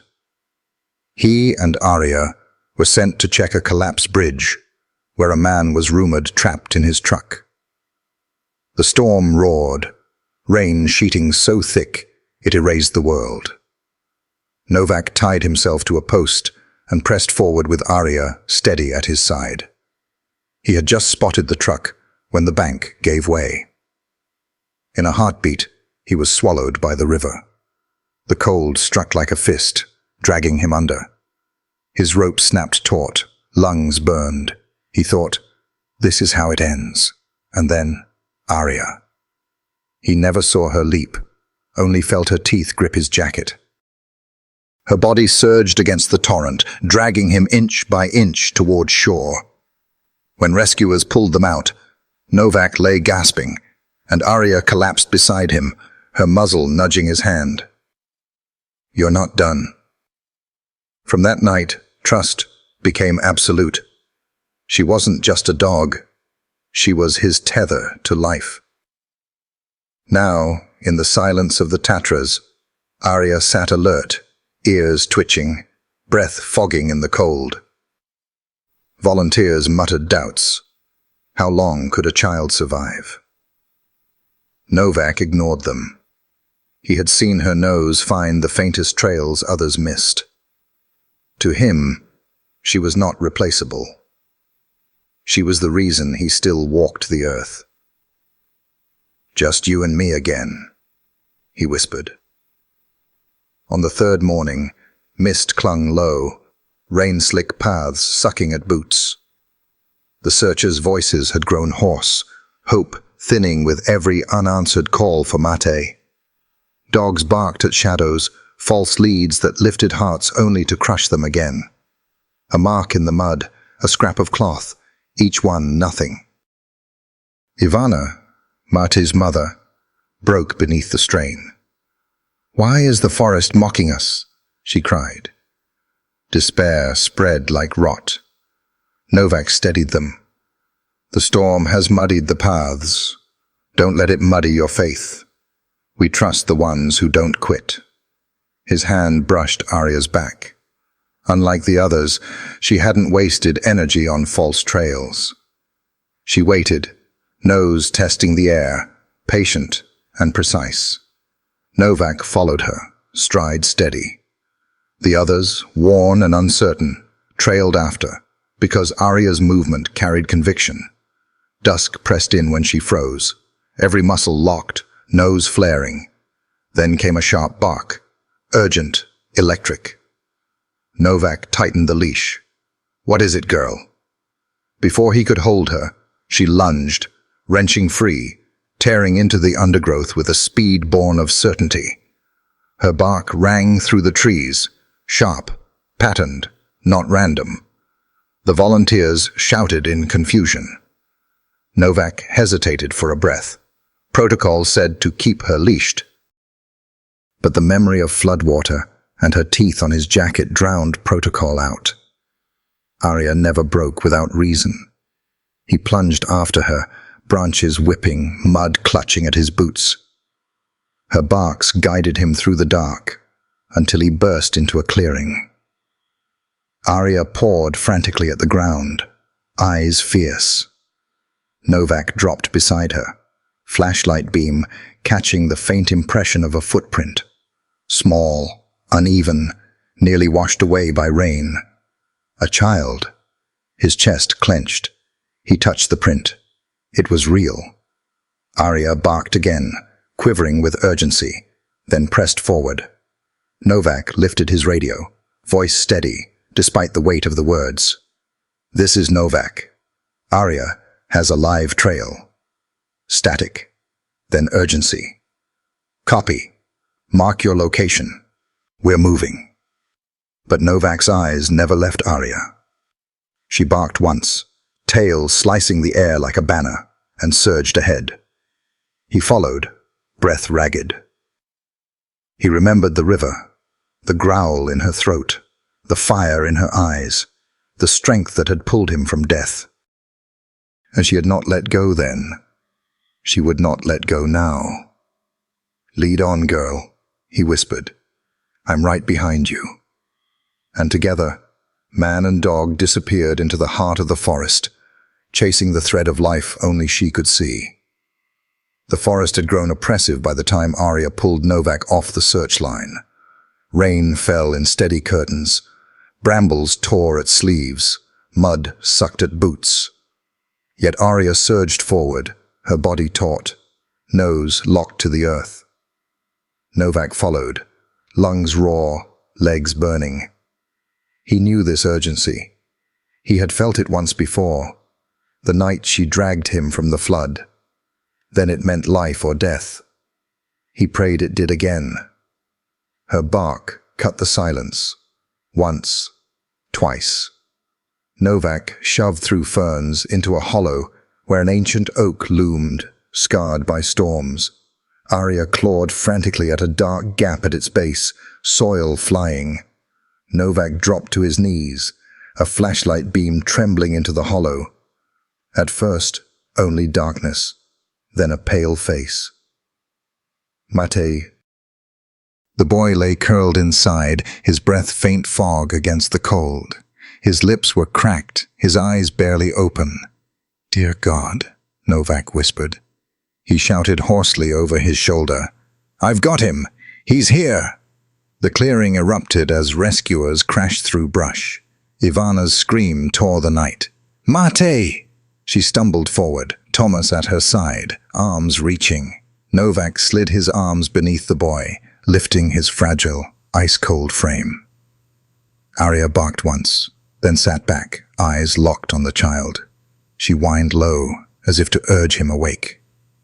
"He's alive!" Novak's cry broke the storm. A ranger ripped off his jacket, wrapping it around the boy. Another called medics through crackling radio. "Child located. Alive. Repeat. Alive." Ivana collapsed to her knees, clutching her son as Novak lowered him into her arms. "My baby," she sobbed, kissing his face. Tomas knelt close, stroking his son's hair, whispering, "You're safe now, son. You're safe." Then Mate stirred, lips trembling. His voice was faint as breath. Novak bent close. "The dog told me not to sleep." The clearing froze. Even the rain seemed to pause. Ivana gasped, clutching him tighter. Tomas pressed his forehead to his son's, shaking with silent tears. Rescuers exchanged stunned looks, one crossing himself. Novak turned to Arya. She stood apart, head tilted, rain streaming down her coat. Her gaze was steady, as if she had always known. He laid a hand on her wet fur. Tonight she was not just a trained partner. She was something more. The boy sagged again, his eyes slipping shut. Panic rose, but a medic leaned in. "He's alive. Weak, but alive. We need to move." The moment shattered into action. Stretchers, blankets, radios. Ivana kissed Mate's forehead. Thomas gripped his small chest, both refusing to let go. Rescuers lifted the stretcher, lanterns swinging as they started back through the forest. Arya walked at Novak's side, her shoulder brushing the blankets now and then, her eyes fixed on the boy, as if vowing he would not slip away. The news raced ahead. Child alive, en route. Volunteers wept openly as the stretcher passed. One whispered, "A miracle." Ivana clutched her son's hand tighter. "Yes, a miracle." Roots snagged, mud threatened to pull them down, but they pressed forward. At last, the glow of the command post flickered through the trees. The cry went up. "They found him! He's alive!" The crowd surged. Eliska broke through, dropping to her knees at the stretcher. "Mate," she sobbed, pressing her hand to his arm. "I knew you'd come back." Medics moved quickly. Blankets, hot packs, the ambulance waiting. Ivana and Thomas clung to their boy, unable to stop touching him, kissing him, whispering his name. And Arya, she did not bark or wag her tail. She simply sat beside the stretcher, rain dripping from her ears, her amber eyes steady. When Matej exhaled a faint sigh, Arya lowered her head and breathed out with him, quiet, relieved. Novak knelt beside her, voice raw. "You did it, girl. You brought him home." As the medics carried the stretcher toward the lights, the crowd parted in reverent silence. They had been prepared to carry out a body. Instead, they carried out a boy, alive. And at the forest's edge, the German shepherd stood vigil, the storm behind her, the miracle before her, the dog who would not let him sleep. The hospital smelled of antiseptic and lavender soap, a sterile yet strangely human mix. Dawn seeped in through tall windows, but inside, time was frozen in the fragile rhythm of a boy's breathing. Matej lay dwarfed by thin sheets, tubes feeding warmth into his veins, oxygen whispering at his bedside. His cheeks burned faintly with fever, but his chest rose and fell. Against every probability, he was alive. Doctors murmured over his chart, their disbelief clear. "At that temperature," said Dr. Vesna, silver-haired and weary, "he should have slipped into hypothermia hours ago. The body doesn't stay awake." She glanced toward the shepherd in the corner. Yet he fought the cold the entire time. Something kept him awake. Novak, mud still on his boots, arms folded against his chest, finally spoke. "He told us. The dog told him not to sleep." The room went silent. Elena gasped, clutching her son's hand tighter. Dusan closed his eyes, overcome. Even the skeptical doctors said nothing. Arya only breathed steadily, ears pricked, her amber gaze fixed on the boy she had guarded. Through the day, Matej stirred faintly, a twitch of fingers, a ghost of a smile. The recovery would be hard, but the doctors now spoke of steps forward, not percentages. Tomorrow existed, and tomorrow was bought by a dog's unyielding presence. That evening, Novak leaned back at last, whispering to Arya, "You did it, girl." She turned her head, their eyes meeting in a silent exchange no words could hold. The next morning, the hospital press room overflowed, reporters, nurses, even firefighters standing shoulder to shoulder. Cameras pointed at the frail boy in a wheeled bed, his parents hovering protectively. At his feet lay Arya. She wasn't supposed to be there, but no one tried to move her. A journalist leaned forward. "Matej, can you tell us how you survived?" The boy's voice was thin but steady. "The dog was with me. She sat with me in the dark. I could hear her breathing, even when I couldn't move. She talked to me, not like people do, more like in dreams. She told me not to sleep. She said if I slept, I wouldn't wake up." The room stilled. Tears spilled down Elena's cheeks. Dusan bent his head, shoulders shaking.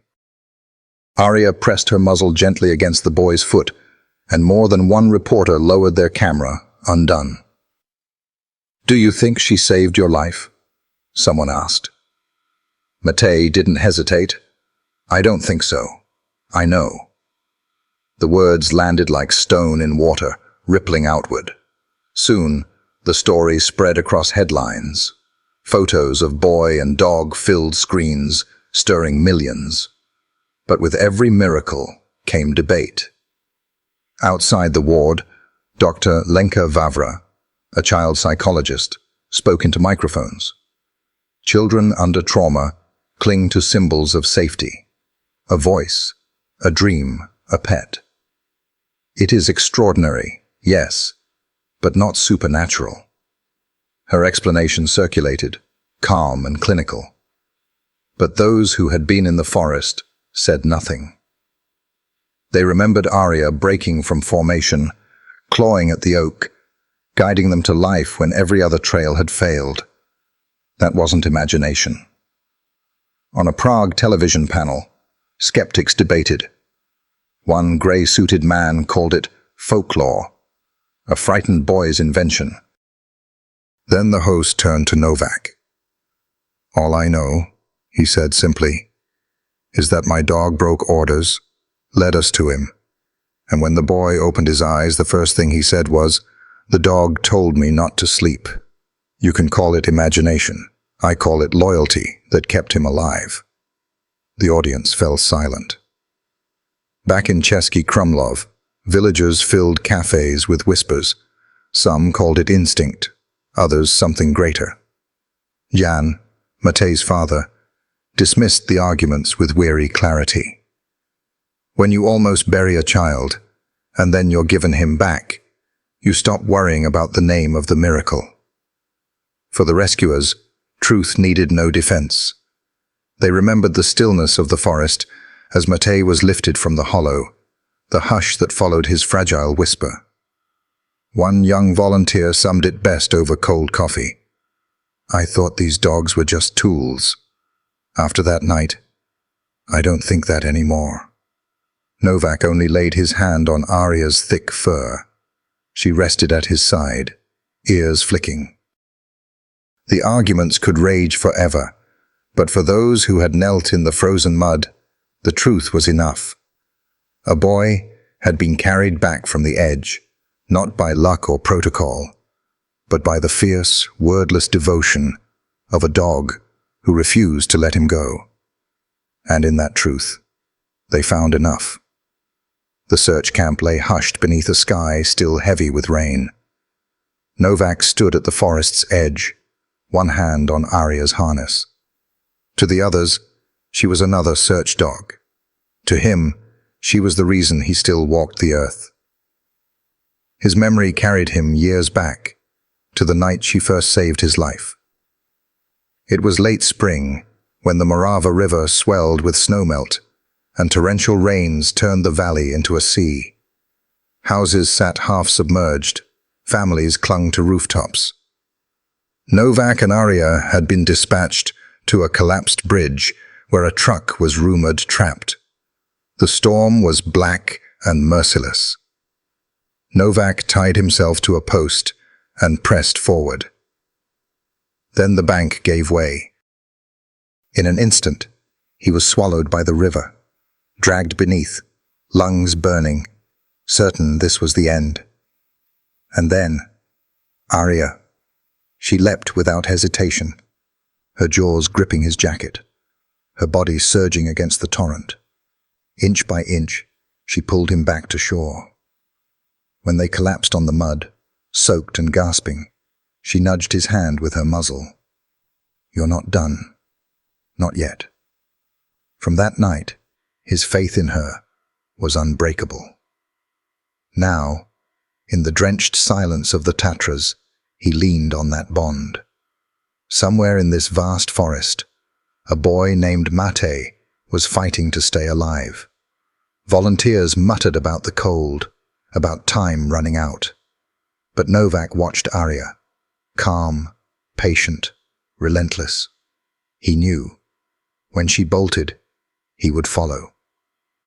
On the third day, mist clung low, rain smearing every trail into nothing. The volunteers' calls had grown hoarse. False leads piled up, a scrap of cloth, a half-print in the mud, each one lifting hopes only to crush them again. Ivana, Matej's mother, broke into sobs. "Why is the forest mocking us?" Novak steadied her.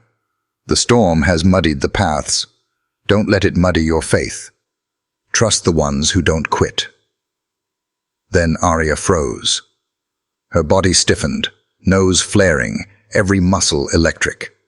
She barked once, sharp, insistent, then tore from his grip into the trees.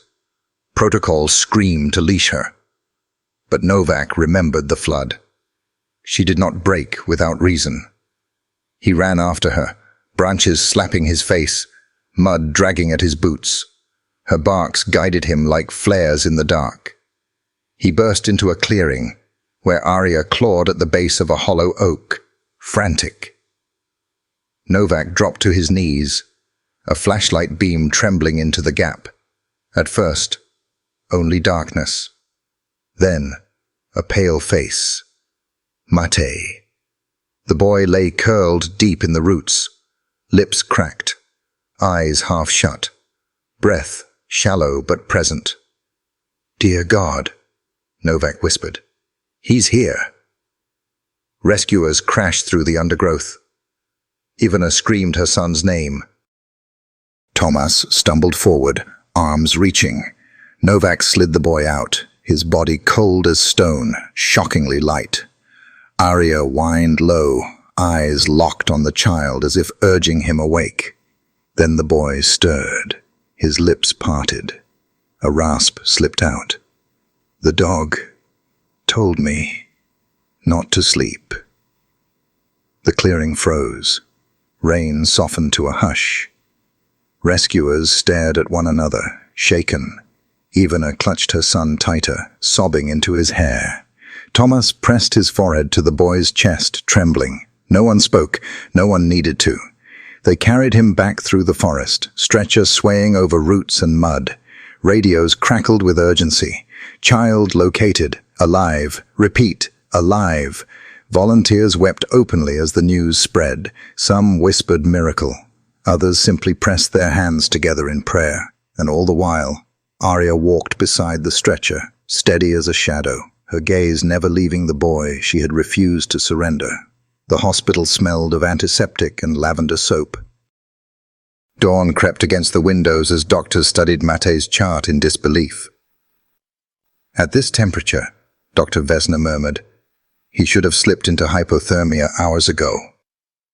The body doesn't stay awake." She glanced toward the shepherd, sitting like a sentinel by the door. Yet, he fought the cold the entire time. Something kept him awake. Novak's voice cut through, rough with exhaustion.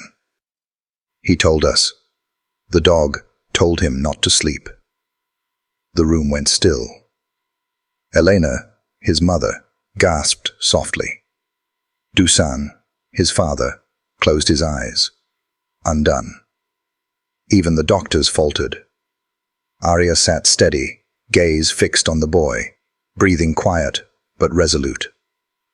When the press conference came, Mate sat small in his hospital bed, his parents hovering close. Arya lay at his feet.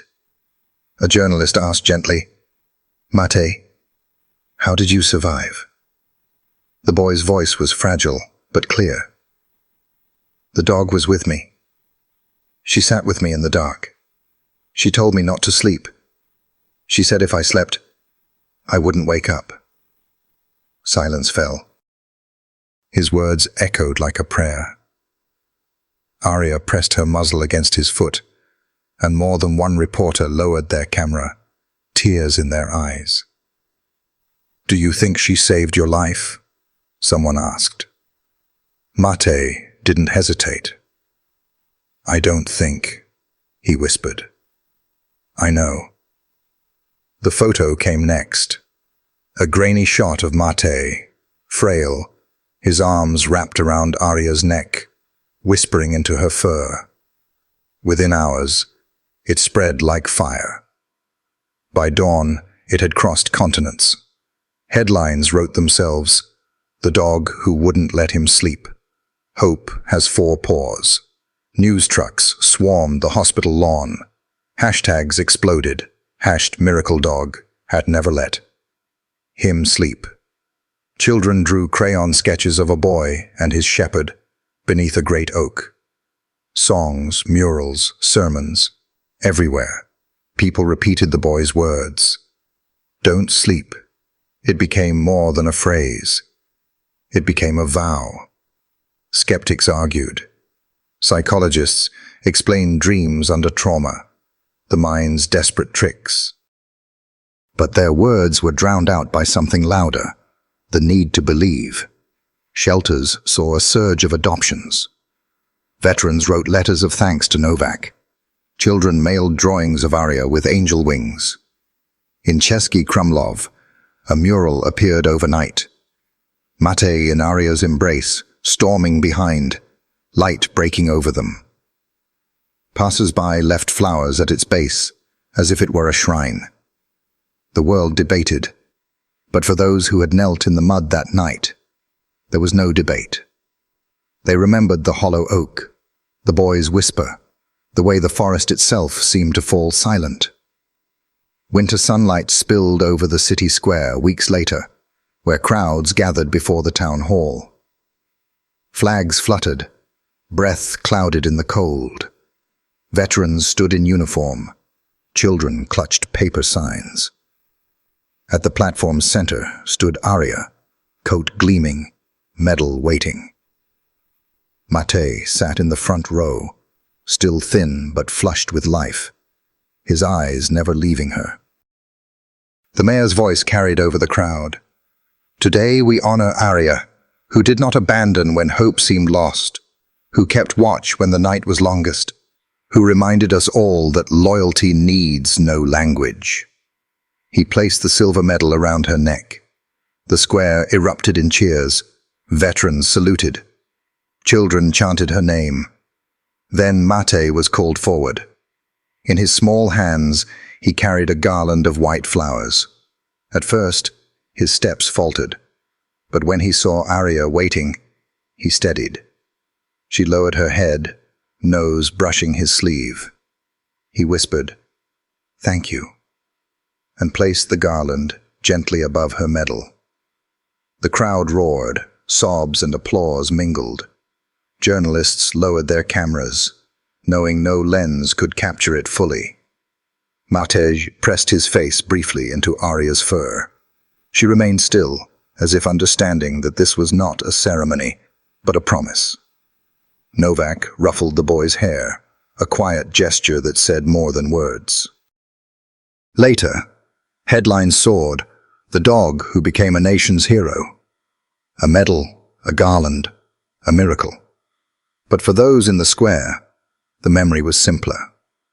Children chanting Arya's name, strangers holding hands against the cold, a boy and a dog standing side by side, garland and medal gleaming. Novak looked out over the crowd, his weathered features softening. "This is what she was born for," he murmured. The words carried into the winter air, lingering like a benediction. Because Arya had not only saved a boy, she had reminded a weary world that hope can come quietly, on four paws, with eyes that never look away. The search camp lay hushed beneath a sky still heavy with rain. Novak stood at the forest's edge, one hand resting on Arya's harness. To others, she was another search dog. To him, she was the reason he still walked the earth. His memory carried him years back, to the night she first saved his life. It was late spring, when the Morava River swelled with snowmelt, and torrential rains turned the valley into a sea. Houses sat half submerged. Families clung to rooftops. Novak and Arya had been dispatched to a collapsed bridge where a truck was rumored trapped. The storm was black and merciless. Novak tied himself to a post and pressed forward. Then the bank gave way. In an instant, he was swallowed by the river, dragged beneath, lungs burning, certain this was the end. And then, Arya. She leapt without hesitation, her jaws gripping his jacket, her body surging against the torrent. Inch by inch, she pulled him back to shore. When they collapsed on the mud, soaked and gasping, she nudged his hand with her muzzle. "You're not done. Not yet." From that night, his faith in her was unbreakable. Now, in the drenched silence of the Tatras, he leaned on that bond. Somewhere in this vast forest, a boy named Matej was fighting to stay alive. Volunteers muttered about the cold, about time running out, but Novak watched Arya, calm, patient, relentless. He knew, when she bolted, he would follow. On the third day, mist clung low, rain smearing every trail into nothing. The volunteers' calls had grown hoarse. False leads piled up, a scrap of cloth, a half-print in the mud, each one lifting hopes only to crush them again. Ivana, Matej's mother, broke into sobs. "Why is the forest mocking us?" Novak steadied her. "The storm has muddied the paths. Don't let it muddy your faith. Trust the ones who don't quit." Then Arya froze. Her body stiffened, nose flaring, every muscle electric. She barked once, sharp, insistent, then tore from his grip into the trees. Protocol screamed to leash her. But Novak remembered the flood. She did not break without reason. He ran after her, branches slapping his face, mud dragging at his boots. Her barks guided him like flares in the dark. He burst into a clearing where Arya clawed at the base of a hollow oak, frantic. Novak dropped to his knees, a flashlight beam trembling into the gap. At first, only darkness, then a pale face. Matej. The boy lay curled deep in the roots, lips cracked, eyes half shut, breath shallow but present. "Dear God," Novak whispered. "He's here." Rescuers crashed through the undergrowth. Ivana screamed her son's name. Thomas stumbled forward, arms reaching. Novak slid the boy out, his body cold as stone, shockingly light. Arya whined low, eyes locked on the child as if urging him awake. Then the boy stirred, his lips parted. A rasp slipped out. "The dog told me not to sleep." The clearing froze. Rain softened to a hush. Rescuers stared at one another, shaken. Ivana clutched her son tighter, sobbing into his hair. Thomas pressed his forehead to the boy's chest, trembling. No one spoke. No one needed to. They carried him back through the forest, stretcher swaying over roots and mud. Radios crackled with urgency. "Child located, alive. Repeat, alive." Volunteers wept openly as the news spread. Some whispered miracle. Others simply pressed their hands together in prayer. And all the while, Arya walked beside the stretcher, steady as a shadow, her gaze never leaving the boy she had refused to surrender. The hospital smelled of antiseptic and lavender soap. Dawn crept against the windows as doctors studied Matej's chart in disbelief. "At this temperature," Dr. Vesna murmured, "he should have slipped into hypothermia hours ago. The body doesn't stay awake." She glanced toward the shepherd sitting like a sentinel by the door. Yet he fought the cold the entire time. Something kept him awake. Novak's voice cut through, rough with exhaustion. "He told us. The dog told him not to sleep." The room went still. Elena, his mother, gasped softly. Dusan, his father, closed his eyes, undone. Even the doctors faltered. Arya sat steady, gaze fixed on the boy, breathing quiet but resolute. When the press conference came, Matej sat small in his hospital bed, his parents hovering close. Arya lay at his feet. A journalist asked gently, "Matej, how did you survive?" The boy's voice was fragile but clear. "The dog was with me. She sat with me in the dark. She told me not to sleep. She said, if I slept, I wouldn't wake up." Silence fell. His words echoed like a prayer. Arya pressed her muzzle against his foot, and more than one reporter lowered their camera, tears in their eyes. "Do you think she saved your life?" someone asked. Matej didn't hesitate. "I don't think," he whispered. "I know." The photo came next.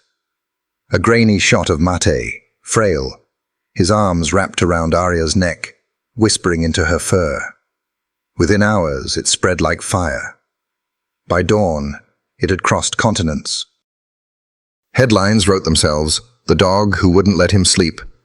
"Hope has 4 paws." News trucks swarmed the hospital lawn. Hashtags exploded, #miracle dog. Never let him sleep. Children drew crayon sketches of a boy and his shepherd beneath a great oak. Songs, murals, sermons, everywhere.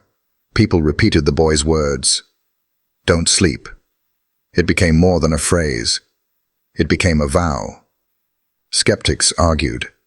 Psychologists explained dreams under trauma, the mind's desperate tricks. But their words were drowned out by something louder. The need to believe. Shelters saw a surge of adoptions. Veterans wrote letters of thanks to Novak. Children mailed drawings of Arya with angel wings. In Český Krumlov, a mural appeared overnight. Matej in Arya's embrace, storming behind, light breaking over them. Passers-by left flowers at its base, as if it were a shrine. The world debated.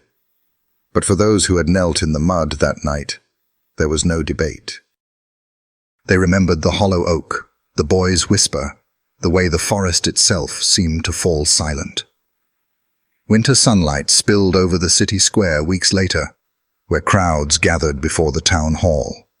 Flags fluttered, breath clouded in the cold. Veterans stood in uniform, children clutched paper signs. At the platform center stood Arya, coat gleaming, medal waiting. Matej sat in the front row, still thin, but flushed with life, his eyes never leaving her. The mayor's voice carried over the crowd.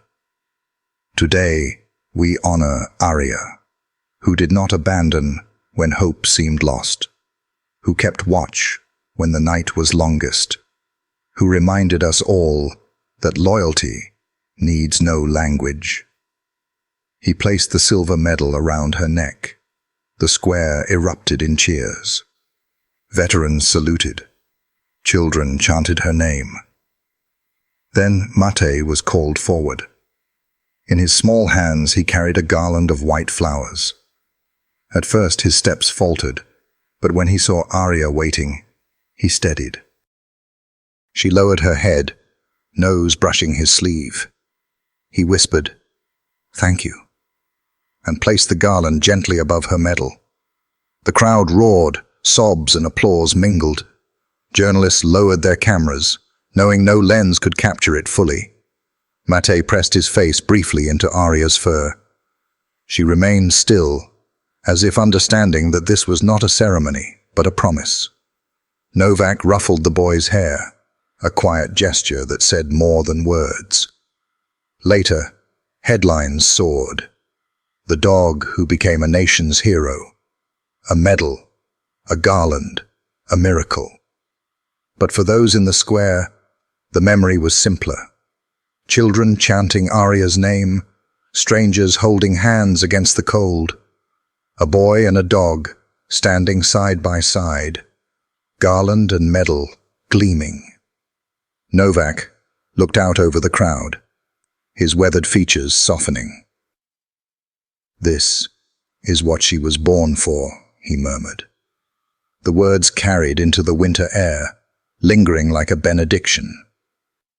Because Arya had not only saved a boy, she had reminded a weary world that hope can come quietly, on 4 paws, with eyes that never look away. The front door clicked shut behind them, shutting out the noise of the city. At home, the apartment smelled of winter boots and hospital antiseptic, a reminder of fear and fragile hope. Matej moved slowly, clutching the garland Arya had worn at the ceremony. He traced its white flowers, eyes distant. Arya padded behind him, paws soundless against the floor, her presence as steady as in the mountains. She wasn't technically his dog, but the bond between them belonged to no contract. That night, the nightmares returned, cold creeping through him, wolves howling in the dark. But when he whispered, "Arya," a soft thump answered. Her head appeared above the mattress, amber eyes steady. She nuzzled his hand, and the shadows receded. "She's here," Mate murmured. "She's my guardian." Days passed, and his parents noticed changes.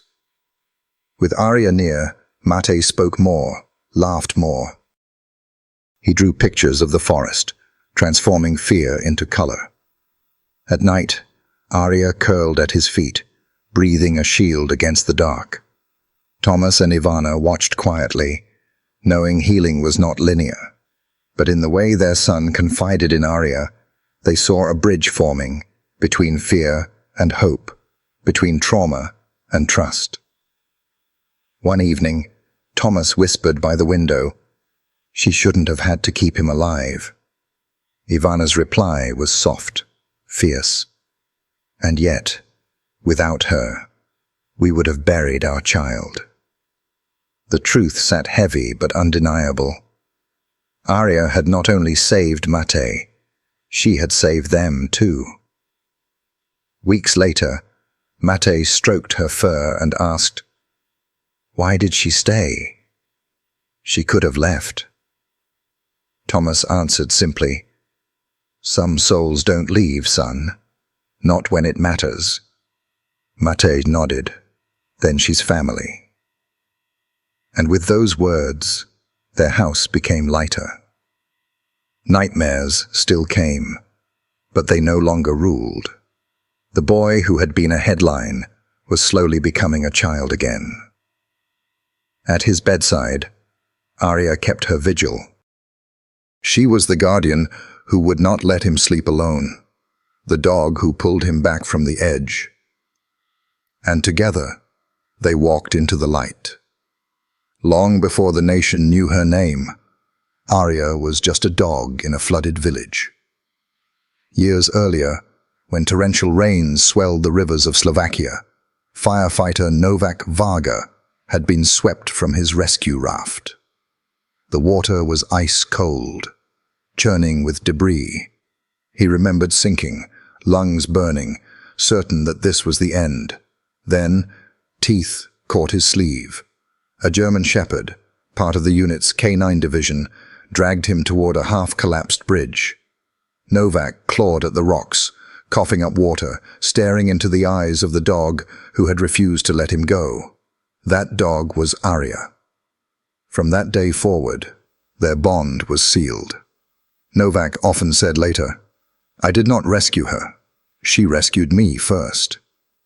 Years later, when a 7-year-old boy named Matej vanished in the Tatras Mountains during a camping trip, Novak and Arya were called into the search. For 3 days, freezing rain battered the volunteers. The forest was endless, pine shadows, slick rocks, streams swollen with ice. Hope thinned with every hour. Parents clutched each other, their eyes red, their hands trembling as rescuers returned empty-handed.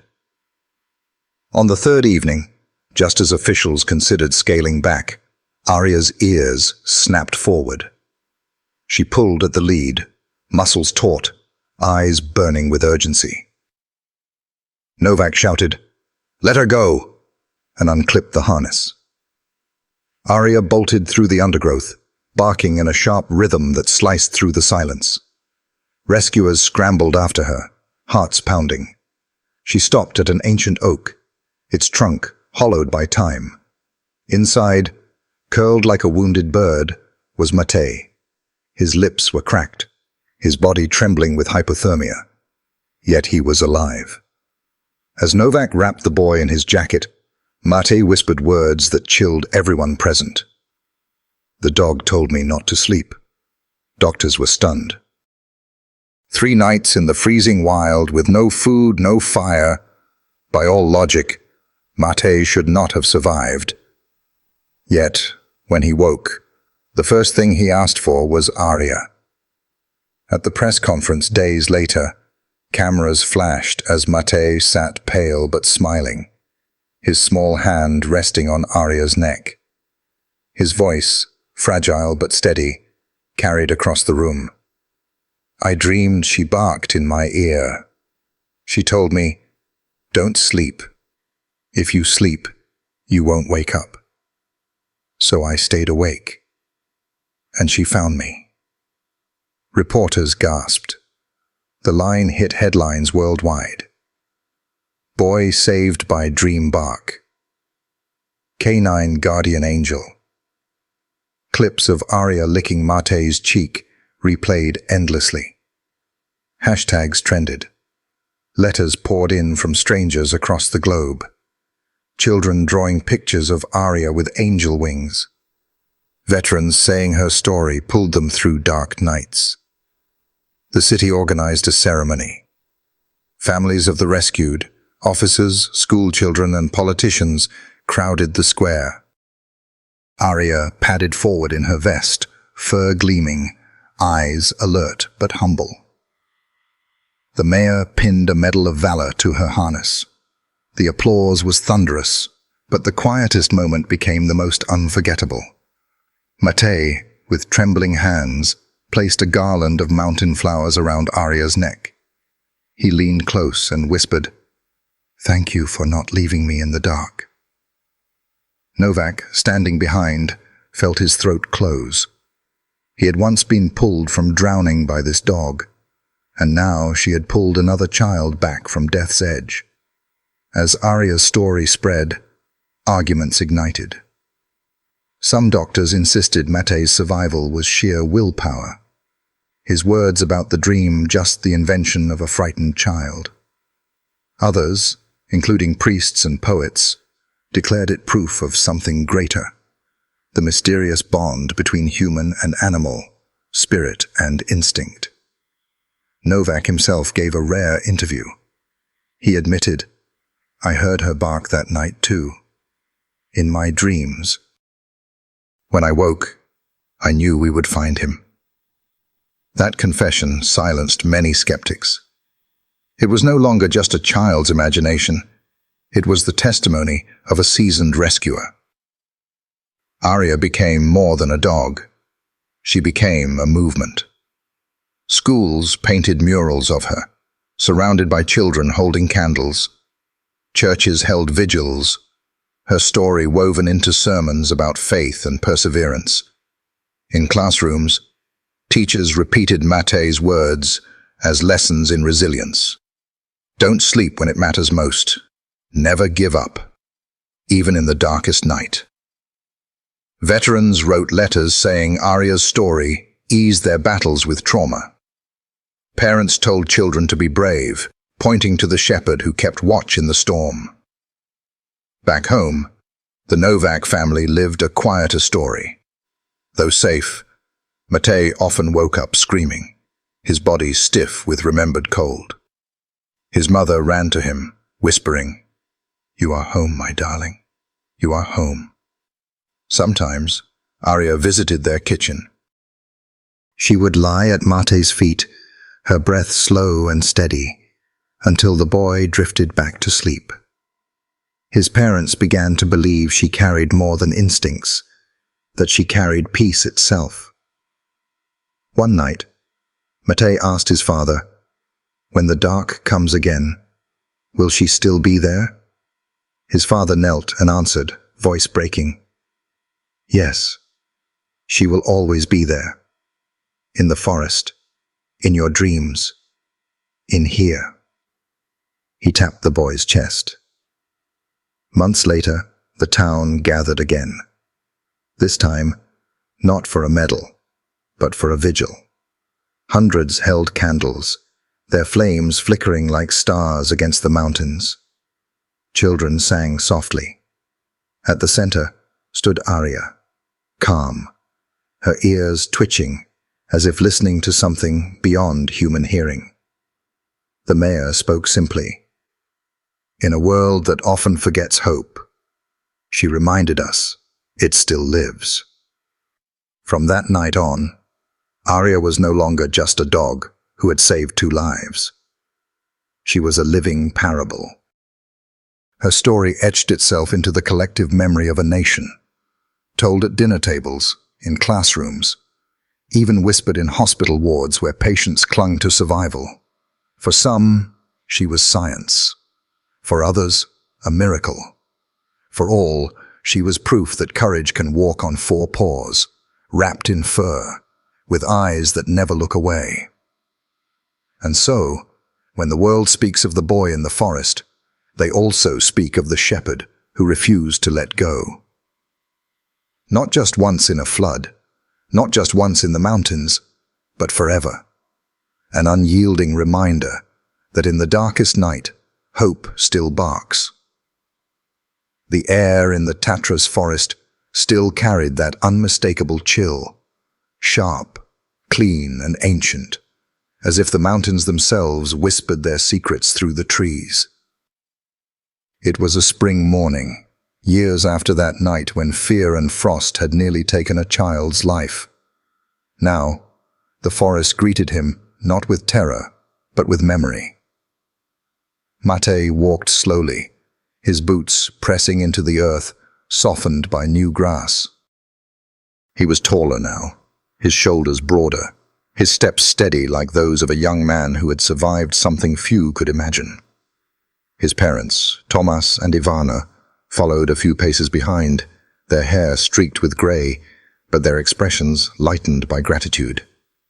Between them, their son carried a small bundle of wildflowers, violets and snowdrops gathered along the path. He stopped at the old oak tree, the one whose roots had once curled like arms around a shivering boy. To anyone else, it was just a tree among thousands, but to him, it was the border between despair and survival, a place where darkness had bent but not broken him. He crouched down, brushing his fingers along the ridged bark. "Here," he whispered softly, as if speaking to an old friend. "This was where I waited. This was where she found me." His mother's hand rested gently on his shoulder. She didn't need to ask who he meant. Everyone knew. Arya, the German shepherd who had cut through the cold and the silence, who had taught him that even when humans failed, hope could arrive on 4 legs with eyes that glowed like embers in the night. Mate placed the flowers carefully at the base of the oak. For a long moment, he didn't move, letting silence honor the years in between. He had grown, but part of him remained that fragile boy who had whispered prayers into the wind, who had pressed his face against a dog's fur and felt safe for the first time in what felt like forever. Thomas cleared his throat, his voice deep and husky. "Do you remember what you told us when you first woke in the hospital?" Mate smiled faintly. "I said Arya was my guardian, that she kept the night from swallowing me." Ivana's eyes shone. "And she did. She gave us back our boy." The wind stirred, rattling the branches, as if nature itself confirmed their words. They stood together beneath the oak, and Mate let his memories wash over him. He remembered the way Arya had pressed her body against his to give warmth, the way her ears twitched at every sound, guarding him like a sentry who would never abandon her post. He remembered Novak's voice when they were finally found, shaking with both fear and relief. He remembered the look in his father's eyes when Tomas first held him again, broken, then healed in the same instant. "I used to dream about that night," Mate said softly, his gaze fixed on the horizon of trees. "At first, it was nightmares, the cold, the dark, the sound of my own heartbeat. But later, the dreams changed. I started seeing her not as a shadow in the storm, but as light, a promise. I think that's why I'm standing here today." His parents said nothing. They didn't need to. After a while, Mate reached into his jacket pocket and pulled out a small folded drawing. It was one he had made as a child, tucked away for years. A sketch of a boy curled against a large dog beneath a tree, the moon watching over them. The lines were uneven, but the feeling was clear. He placed it beside the flowers, weighting it with a smooth stone.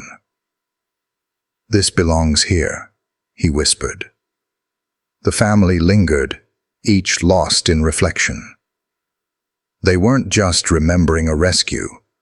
They were remembering the lesson it left behind, that loyalty has no boundaries, that survival is stitched together by love, and that sometimes the bravest acts come from those who cannot speak a single word. As they turned to leave, Mate glanced back one last time. The oak stood firm, timeless, a witness to his transformation.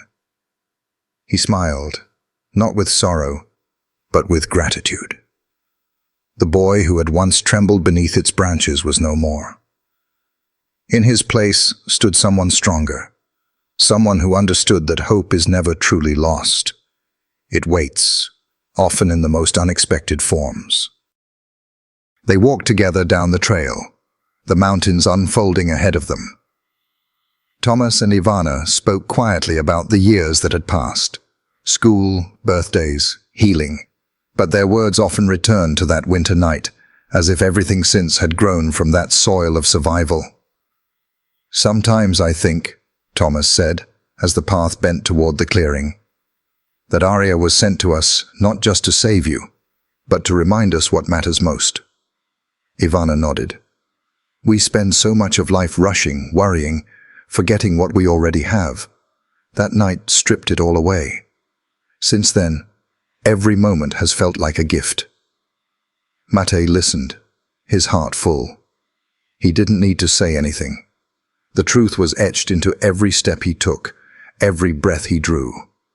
When they reached the edge of the forest, sunlight spilled across the valley below. Fields of green stretched wide, dotted with wildflowers and the occasional farmhouse. Mate paused, taking it in.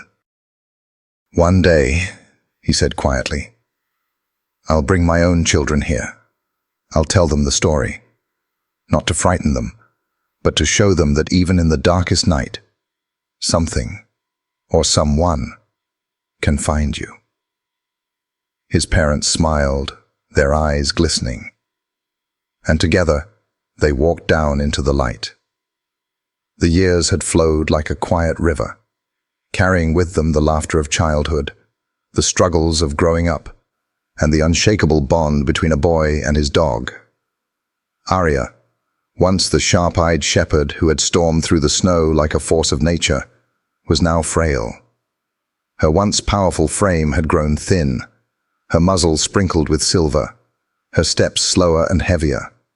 Yet her eyes, those amber pools that had once pierced the darkness and led Mate back from the edge, still glowed with a warmth that refused to dim. It was early autumn when Mate knew the time was coming. The air carried the crisp scent of fallen leaves, and the forest whispered with a gentleness that seemed almost protective. Arya lay on a blanket by the fireplace, her breaths steady but shallow. She no longer barked at shadows or chased the breeze. Instead, she watched her family with quiet contentment, as though committing each face to memory. Thomas and Ivana sat nearby, their hands clasped, their faces reflecting the weight of what they too understood. Arya had been more than a dog to them. She had been a guardian, a healer, the very bridge that had carried their boy from trauma into life again. To imagine their home without her was unbearable. That night, Mate sat beside her, no longer the fragile child she had once rescued, but a young man of quiet strength. His hand rested gently on her fur, feeling the faint rhythm of her heart. Memories washed over him, snow crunching under his boots, the terror of being lost, the warmth of Arya pressed against him in that oak hollow. He remembered her eyes that had told him without words, "Stay awake. Hold on. I'm here." "Arya," he whispered, his voice breaking. "You gave me everything. Without you, I wouldn't be here." Her tail thumped faintly against the blanket, the effort almost too much. Yet she tried, because she had always tried. For him. The following morning, the community gathered. Word had spread that Arya, the dog who had become a legend in the Tatras, was nearing her final day. Children came with drawings of her. Families brought flowers. The mayor, the priest, the school teacher, all stood silently, paying respects. Some knelt beside her, thanking her with tears in their eyes, as if she had saved each of them personally. Mate watched, overwhelmed. He realized Arya's story had outgrown his own. She was not only his savior, she had become a symbol for everyone, proof that courage and loyalty could change the course of lives. By evening, when the house had grown quiet again, Mate lay beside her one last time. The fire flickered low, casting a warm glow on her graying fur.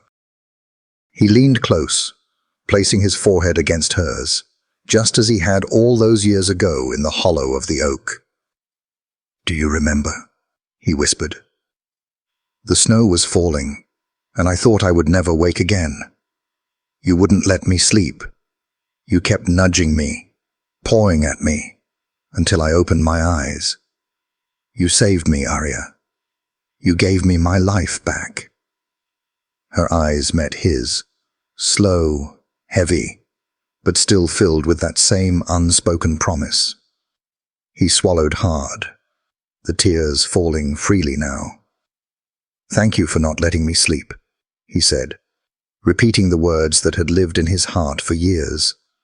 And in that moment, with his voice breaking on the last syllable, Arya exhaled a long, soft breath, as if she had been waiting for those words.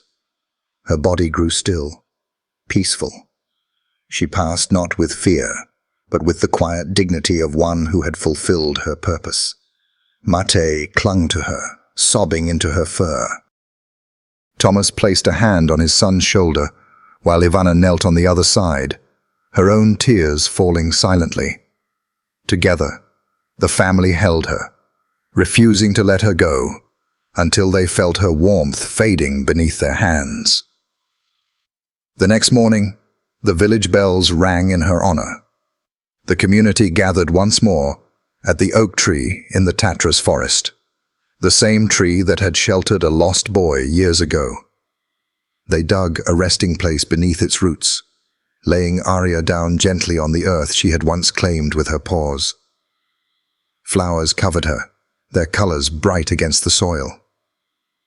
Children placed small notes written in shaky handwriting. "Thank you, Arya. We will never forget you. You are our hero." Mate placed a single white lily on her grave. His voice trembled, but he forced himself to speak. "You weren't just my dog. You were my family, my savior, my hope. You carried me out of the darkest night, and now I have to let you go. But I will never forget, Arya. Never."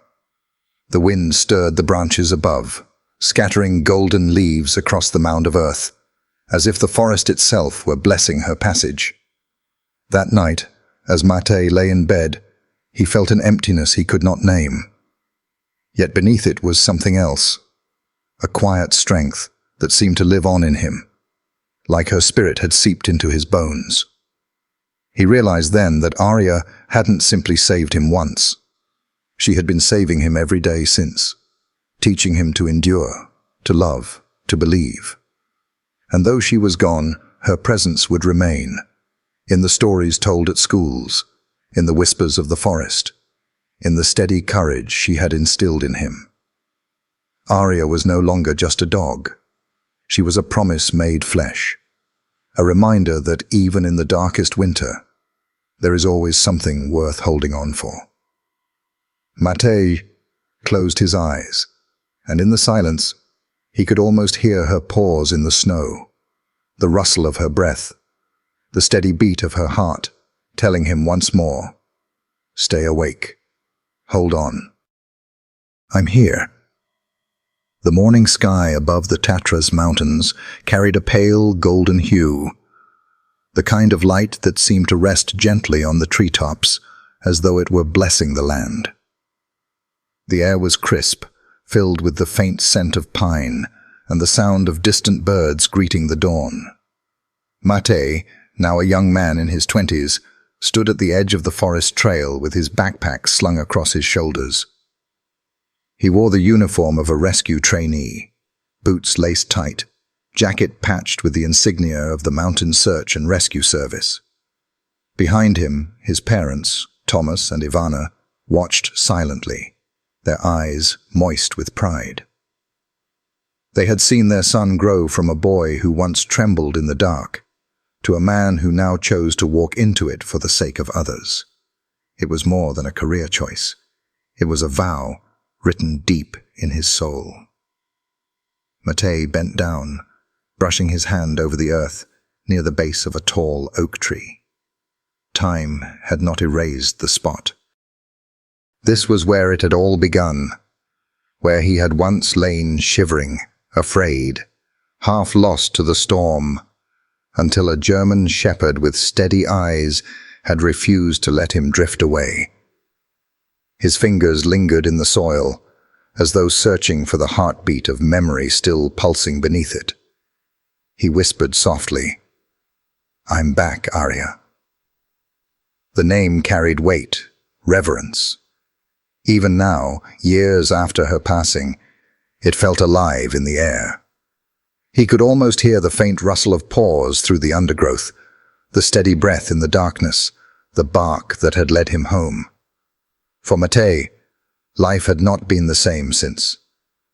Arya's courage had not only saved him, but had charted his path. Every lecture in his training, every exercise on the mountain trails, every story of survival he studied, he carried her spirit like a compass. She had taught him something that no textbook could, that rescue was not merely a profession, but an act of love, loyalty, and presence in someone's darkest hour. As his parents approached, Ivana placed a small bouquet of wildflowers on the roots of the oak. Their colors stood vivid against the earth, white daisies, blue gentians, and a single red rose. "For Arya," she said softly. Thomas added, his voice rough but steady, "For the one who brought our son back to us." Matej bowed his head. In his mind, he could still hear her final breath years ago, when he had whispered, "Thank you for not letting me sleep." Now he spoke those words again in silence, promising he would carry them for the rest of his life. The wind picked up through the branches, almost like an answer. The family stood together, listening, letting the moment linger. That afternoon, Matej's first official call as a trainee rescuer came in. A child had gone missing near a riverbank. He raced alongside the team, his boots pounding the trail, adrenaline and memory colliding within him. Each step was a reminder of the boy he once was, and the dog who had not given up on him. And the team spread out, voices echoing through the trees, calling the child's name. Matej stopped near a thicket of brush. Something tugged at him, not logic, not training, but a sense of presence, a whisper of instinct that felt achingly familiar. He crouched low, brushing aside the branches, and there, huddled, frightened yet alive, was a boy no older than 8. "Hey," Matej said gently, his voice soft but firm. "You're safe now. I'm here." The boy's wide eyes reflected the same fear Matej had once known. For a moment, it was as if time had folded in on itself, bringing him back to that stormy night, to the gaze of Arya steadying him. And now it was his turn. Mate extended his hand. The boy hesitated, then reached out, clutching it tightly. Mate lifted him into his arms, wrapping his jacket around the child. Over his shoulder, he called to the others, "I've got him!" The forest seemed to exhale. When they emerged back onto the trail, Thomas and Ivana were waiting nearby as part of the gathered villagers. They watched their son step into the clearing carrying the boy, and for a brief moment they saw not only Mate, but Arya walking beside him, her spirit woven into every step. Tears blurred Ivana's vision. Tomas placed a hand over his heart. The circle was complete. Later that evening, Mate stood alone again by the oak tree. The sky had deepened into twilight, stars beginning to prick the horizon. He set down his rescue pack and knelt, speaking aloud though no one else was there. "Today I found him, Arya. Just like you found me. I understand now. It wasn't just about saving my life that night. You were showing me how to live it." His voice cracked, but he smiled. "I'll carry you with me. Every search, every rescue, every person I bring back, I'll remember that it started with you." The breeze rustled gently through the leaves, and for a fleeting instant, he swore he felt the brush of fur against his hand, warm and steady. He closed his eyes, letting the comfort wash over him. When he opened them again, the stars above glimmered brighter, as though the heavens themselves bore witness. He rose, slung his pack across his back, and walked down the trail, not away from the past, but carrying it forward. For in every storm, in every dark night, in every desperate cry for help, Mate would not be alone. He carried Arya's spirit like a lantern, guiding him and those he saved back home. And as the oak tree stood, tall and unyielding, so too would the memory of a German shepherd who had once refused to let a little boy sleep, teaching him and all who heard the story that love and loyalty are the truest forms of rescue. Sometimes the most powerful stories are not about grand victories, but about quiet moments of loyalty, like a dog that refuses to give up on the person they love. German shepherds remind us every day that devotion, courage, and simple companionship can change lives in ways words can barely touch. Their eyes hold the truth. Love doesn't ask for much, but it gives everything. If this story stirred something in you, maybe it's a reminder to hold your own dog a little closer tonight, to listen when they nudge you, to trust that bond that goes deeper than language. I came across a resource that might help you strengthen that connection, filled with gentle insights and practical tips for deepening the relationship you already have. You don't have to check it out, of course, but if your heart is telling you to, it might be worth a look. At the end of the day, dogs give us their whole lives. The least we can do is meet them with the same loyalty. After all, sometimes the smallest gestures, an extra walk, a quiet thank you, are the ones that stay with us forever.